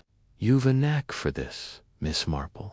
If you ever tire of St. Mary Mead, the Yard could use you. Miss Marple chuckled softly. Oh, I'm quite content with my village, Inspector. But I do find that people are much the same, whether in St. Mary Mead or a grand manor like this. One, greed, love, betrayal. They leave their marks if one knows where to look. As Harrow returned to his notes, Miss Marple left the library, her mind buzzing with possibilities. The cufflink was a crucial link, but it was Pierce's behavior and his connection to Laura that intrigued her most. She recalled a St. Mary Mead tailor who had once hidden a stolen watch in his shop, only to betray himself by his nervous habit of checking his pocket. Pierce's constant touching of his cufflink was much the same a telltale sign of guilt. She decided to pay another visit to Clara, who had proven a valuable source of information. The maid was in the pantry, arranging jars of preserves with a meticulous hand. When she saw Miss Marple, she smiled, though her eyes were wary. Miss Marple, you're everywhere today, Clara said, setting a jar down. Is something the matter? Not at all, Clara, Miss Marple said, her tone reassuring. I was merely wondering if you recalled anything else about Mr. Pierce's argument with Mr. Ashford. You mentioned seeing them together before the incident. Clara hesitated, glancing over her shoulder, as if to ensure they were alone. I didn't want to say too much before, she admitted. But it wasn't just an argument. Mr. Pierce was angry, really angry. I heard him say something about money and how Mr. Ashford was ruining everything. It didn't sound like business to me. It sounded personal. Miss Marple nodded, her suspicions deepening. And did you see Mr. Pierce later that night? Near the library, perhaps? Clara's eyes widened. I didn't want to get him in trouble, but yes. I saw him coming down the corridor from the library just after midnight. His sleeve was torn, and he looked, well, shaken. Thank you, Clara, Miss Marple said, patting the maid's hand. You've done the right thing by telling me. As she left the pantry, Miss Marple's thoughts raced. Pierce's torn sleeve, the cufflink, his argument with Charles, it all pointed to his presence at the crime scene. But why had he killed Charles? Was it simply about money, or was there a deeper motive? The locket in Laura's room suggested a personal connection, perhaps an affair. Miss Marple had seen such triangles before in the quiet scandals of St. Mary Mead, where love and greed often intertwined with deadly consequences. She spent the afternoon observing the guests, noting their interactions. Laura and Pierce were careful to keep their distance in public, but Miss Marple caught the occasional glance, the subtle brush of hands when they thought no one was watching. Victor, meanwhile, was sullen, his resentment toward his late brother palpable. Lady Eleanor seemed to age with each passing hour, her grief for Charles tempered by her fear of what secrets might yet be uncovered. By evening, Miss Marple had formed a hypothesis, though she needed one final piece of evidence to confirm it. She sought out another guest, Mrs. Bantry, an old friend who had been at the manor for the weekend. Mrs. Bantry was a gossip, but a reliable one, and she had a knack for noticing what others missed. Miss Marple, Mrs. Bantry exclaimed, delighted to see her. This dreadful business has us all in a tizzy. Have you any idea who did it? I have my suspicions, Miss Marple said, lowering her voice. Tell me, Dolly, did you happen to notice Mr. Pierce's whereabouts after dinner? On the night of the murder. He claims he retired early, but I wonder if anyone saw him.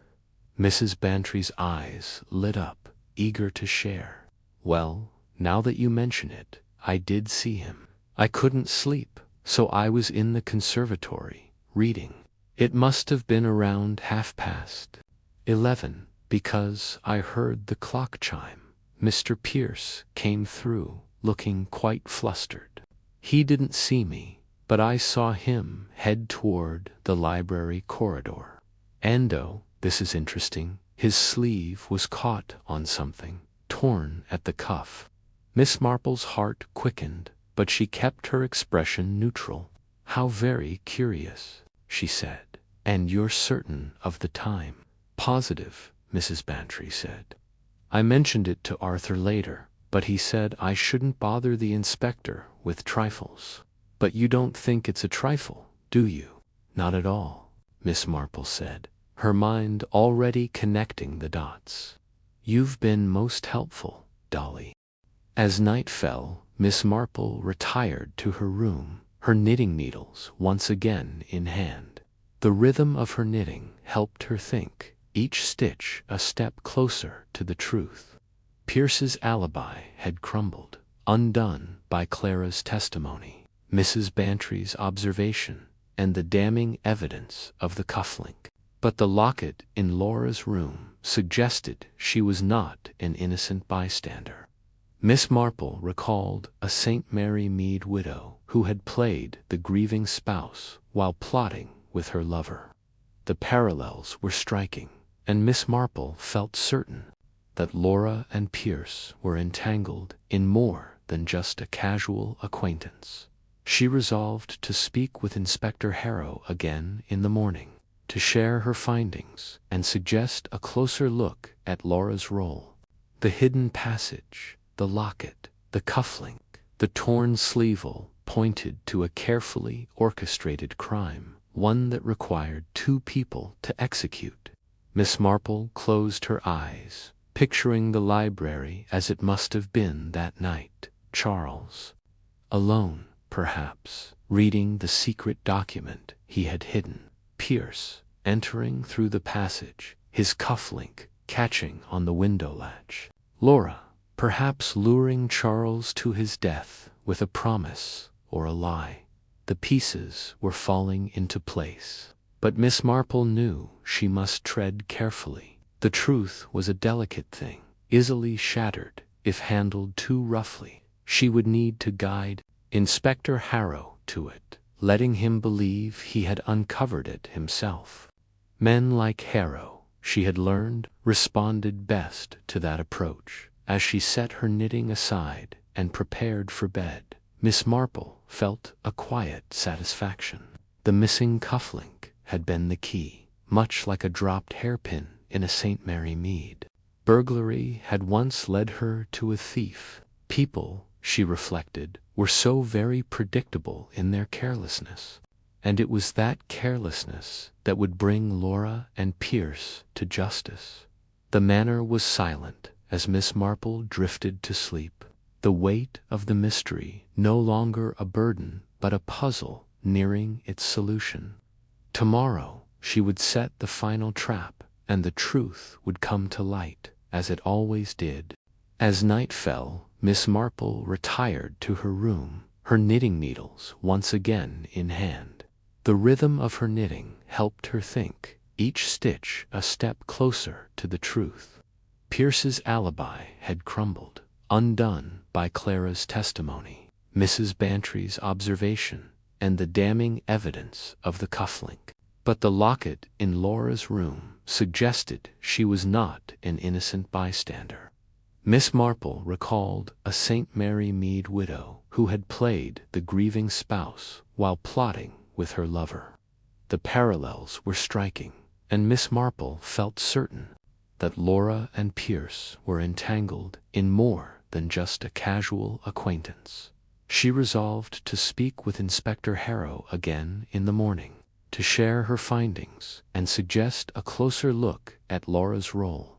The hidden passage, the locket, the cufflink, the torn sleeve-hole pointed to a carefully orchestrated crime, one that required two people to execute. Miss Marple closed her eyes, picturing the library as it must have been that night. Charles, alone, perhaps, reading the secret document he had hidden. Pierce, entering through the passage, his cufflink catching on the window latch. Laura, perhaps luring Charles to his death with a promise or a lie. The pieces were falling into place. But Miss Marple knew she must tread carefully. The truth was a delicate thing, easily shattered if handled too roughly. She would need to guide Inspector Harrow to it, letting him believe he had uncovered it himself.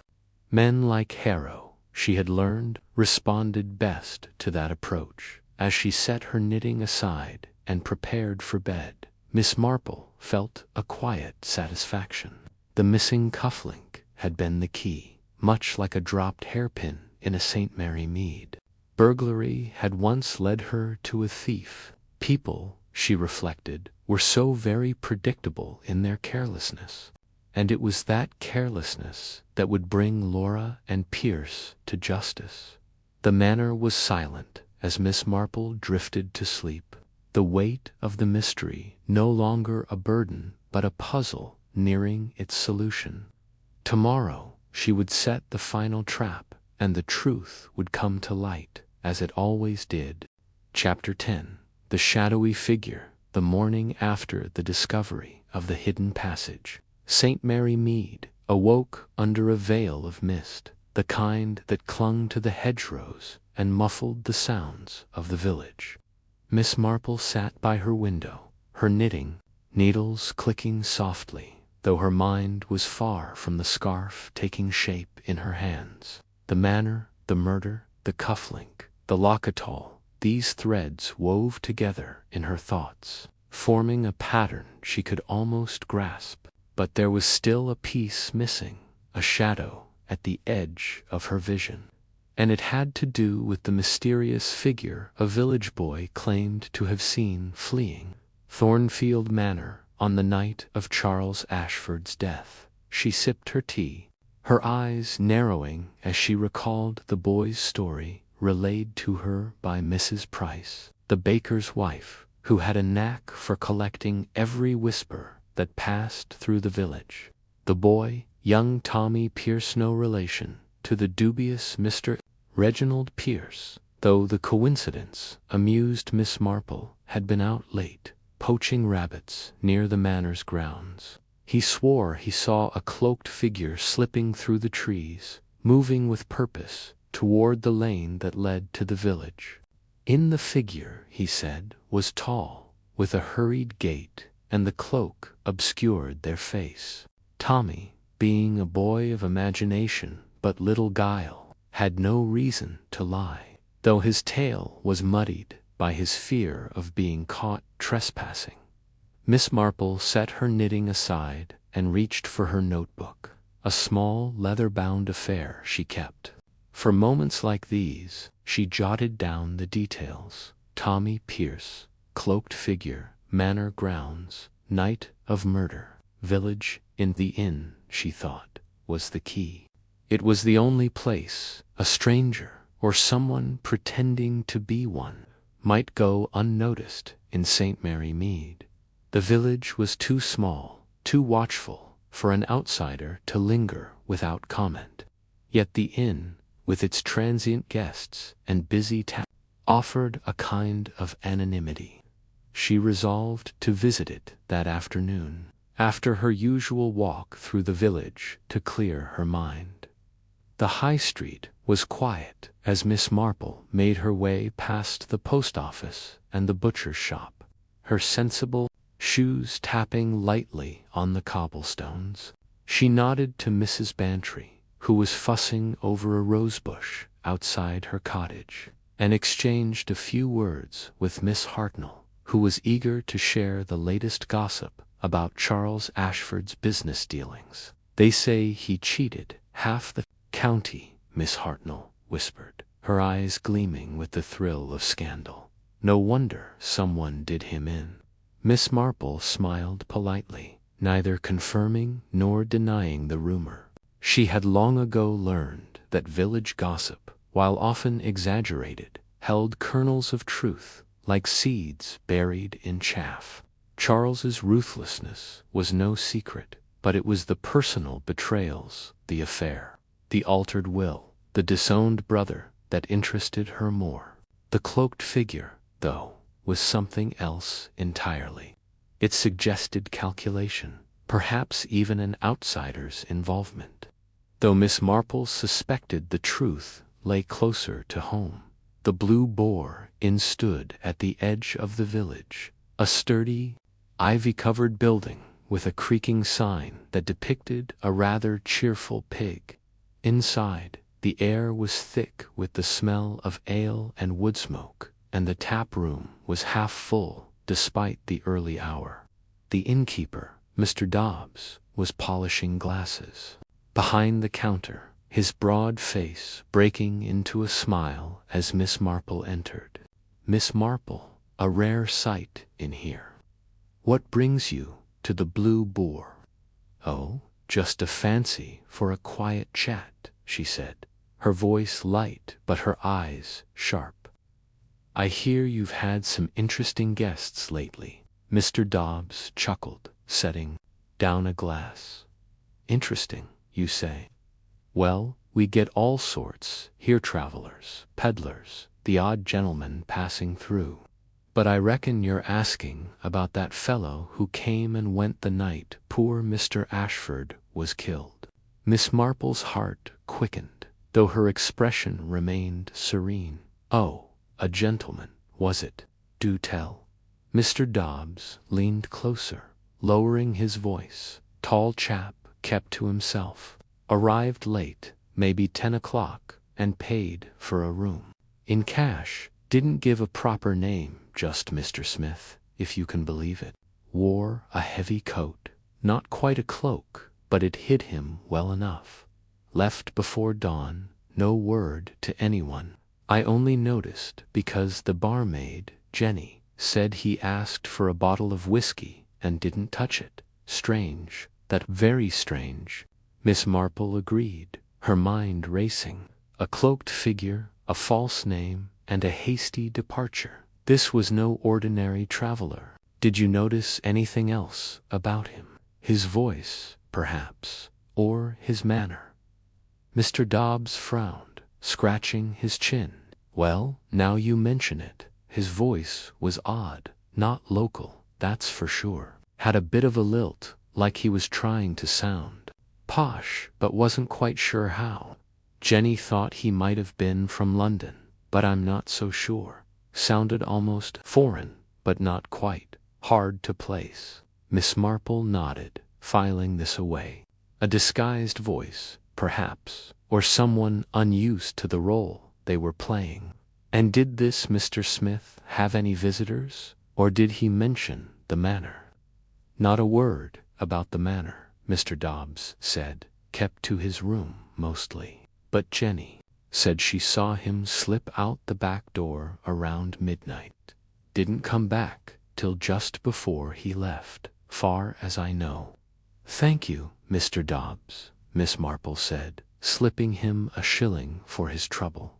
"You've been most helpful." As She stepped back into the misty air. Miss Marple's thoughts turned to Victor Ashford. The innkeeper's description of the mysterious guest stall, with an odd accent, didn't quite match Victor's usual demeanor, but it was close enough to raise suspicion. Victor had been abroad for years, and Miss Marple knew from village tales that long absences could change a man's speech, especially if he'd been mingling with foreign company or trying to reinvent himself. But why the disguise? And why the inn when he was staying at the manor?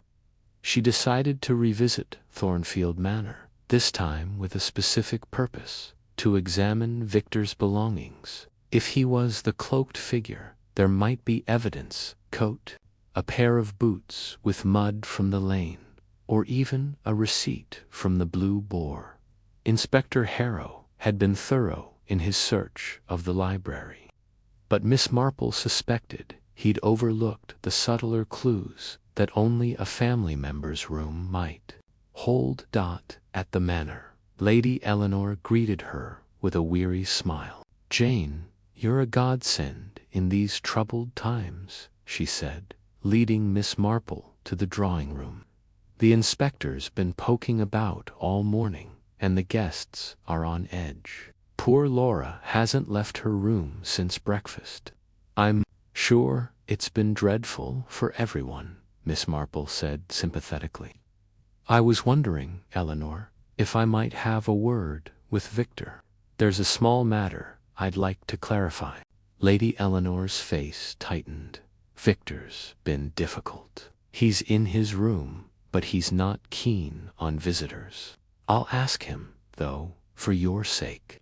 Miss Marple nodded, but she had no intention of waiting for permission.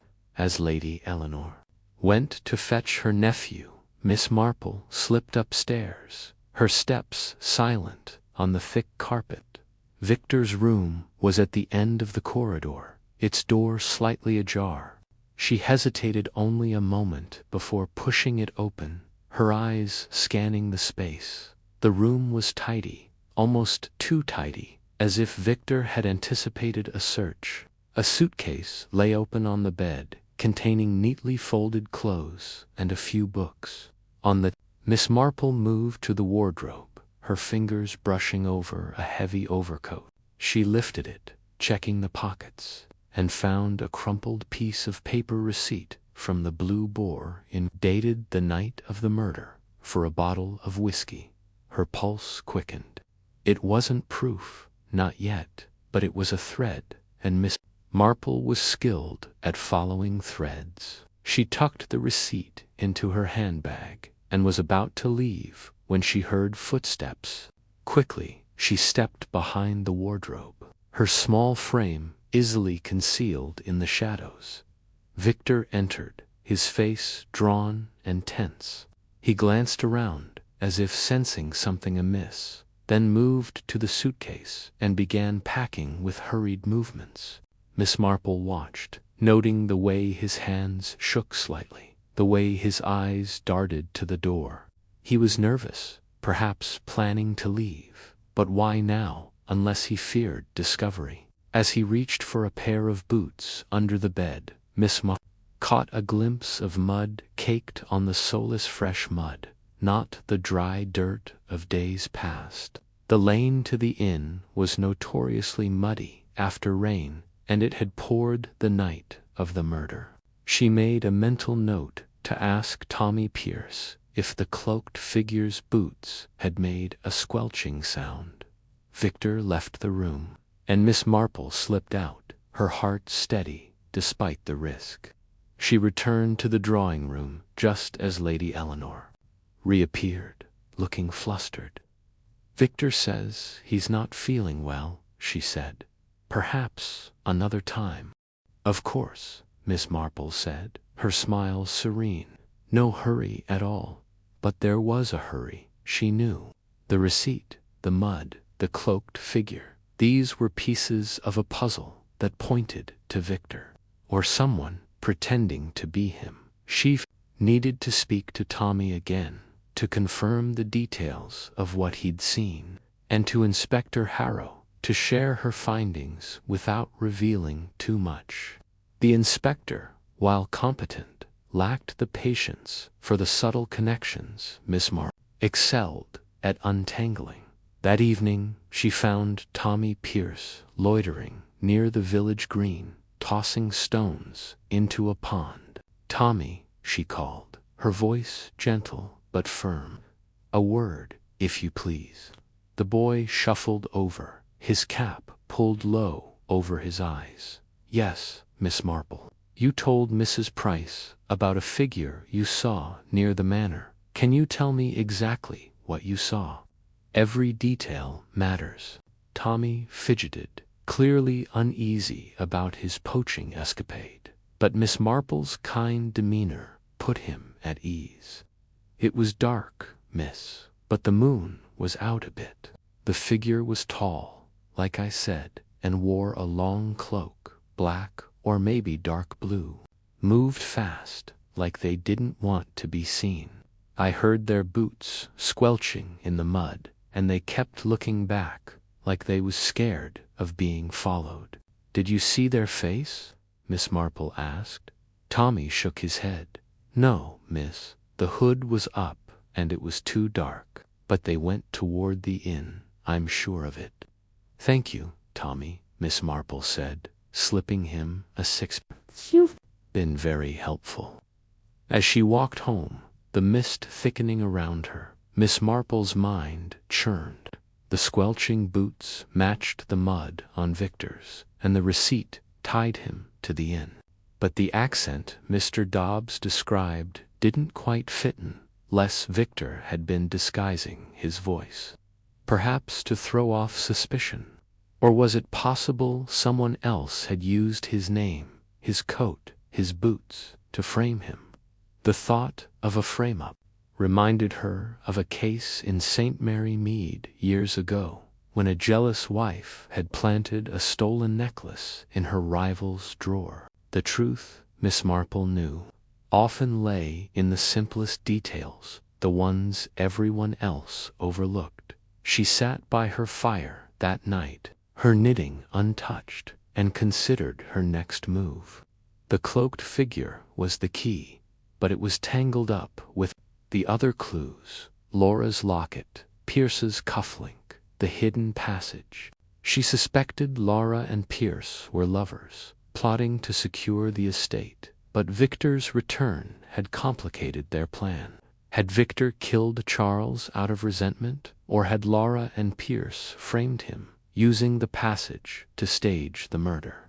And what of the mysterious guest at the inn? Was it Victor, or someone else entirely? The next morning, Miss Marple returned to the manor, this time with Inspector Harrow in tow. She had shared just enough of her findings, the receipt, the mud too, convince him to search Victor's room again, but she kept her theories close. The inspector, a practical man, was skeptical of her village parallels, as he called them, but he trusted her instincts enough to follow her lead. In Victor's room, they found the boots, still caked with mud, and the receipt, which Miss Marple had carefully replaced. Inspector Harrow's eyes widened. "This places him at the inn," he said. "But why the secrecy? And what's this about a cloak?" "I believe," Miss Marple said, her voice soft but certain, "that someone wanted to be seen, but not recognized. The cloak, the false name, these are the tricks of someone who knows the manor well, but wishes to appear a stranger." Harrow frowned. "You think Victor's our man?" "I think," Miss Marple said, "that we must consider all possibilities. The cloaked figure could be Victor, or it could be someone using his name to divert suspicion. We need to speak to him, and to Mr. Pierce, and perhaps Laura again." Harrow nodded, though his expression suggested he found her methods maddeningly vague. "I'll bring Victor in for questioning. But I warn you, Miss Marple, he's a slippery one." Miss Marple smiled. Slippery people, Inspector, often slip on the smallest details. Over the next few days, the investigation deepened. Victor, when questioned, denied ever visiting the Blue Boar, claiming the receipt must have been planted. His voice, Miss Marple noted, was steady, with no trace of the odd accent Mr. Dobbs had described. Laura, meanwhile, grew more withdrawn, her polished grief giving way to nervous glances whenever Pierce was mentioned.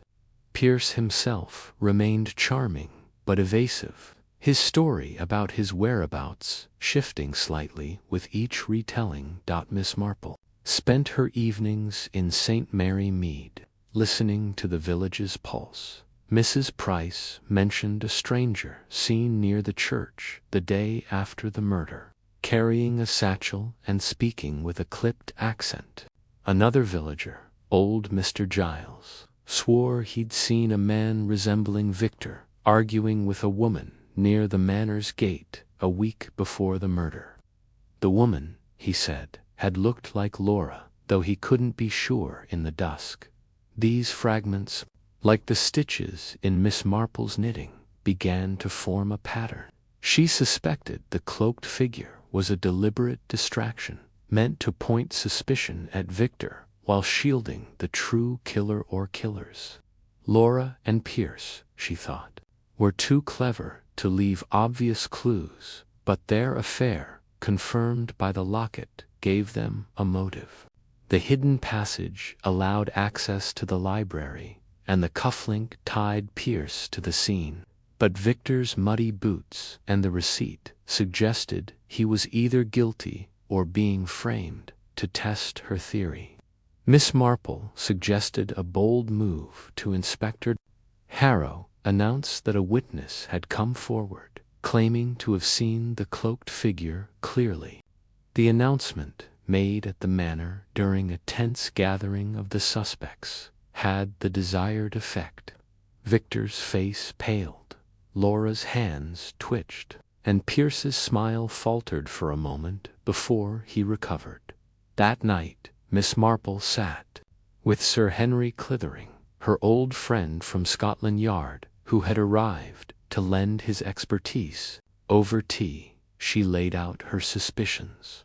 Laura and Pierce had planned Charles's murder to secure the estate, using the hidden passage to stage it as an inside job. Victor's return had threatened their plan, so they'd framed him, planting the receipt and perhaps even the mud on his boots. The cloaked figure, she believed, was Pierce, disguised to create confusion and draw attention to Victor. Sir Henry listened, his eyes twinkling with admiration. "You've a knack for this, Jane, but how do you prove it?" "A trap," Miss Marple said simply. "We announce the discovery of a second will, hidden in the manor. The killer or killers will try to find it, and we'll be watching." The plan was set for the next evening, and Miss Marple felt a quiet thrill as she prepared. The shadowy figure, the receipt, the cufflink, the locketall, these were threads, and she was close to weaving them into a net that would catch the guilty. As she retired to her room, she thought of St. Mary Mead, where the simplest villagers often hid the darkest secrets. Thornfield Manor, she knew, was no different. The mist had cleared by morning, and the manor stood stark against a pale sky. Miss Marple walked the grounds, her eyes lingering on the library window, where the faint scratch on the latch had first caught her attention. She thought of Tommy Pierce, his boyish fear, and the cloaked figure slipping through the trees. Whoever they were, they had underestimated the quiet spinster from St. Mary Mead. That Miss Marple knew was their greatest mistake.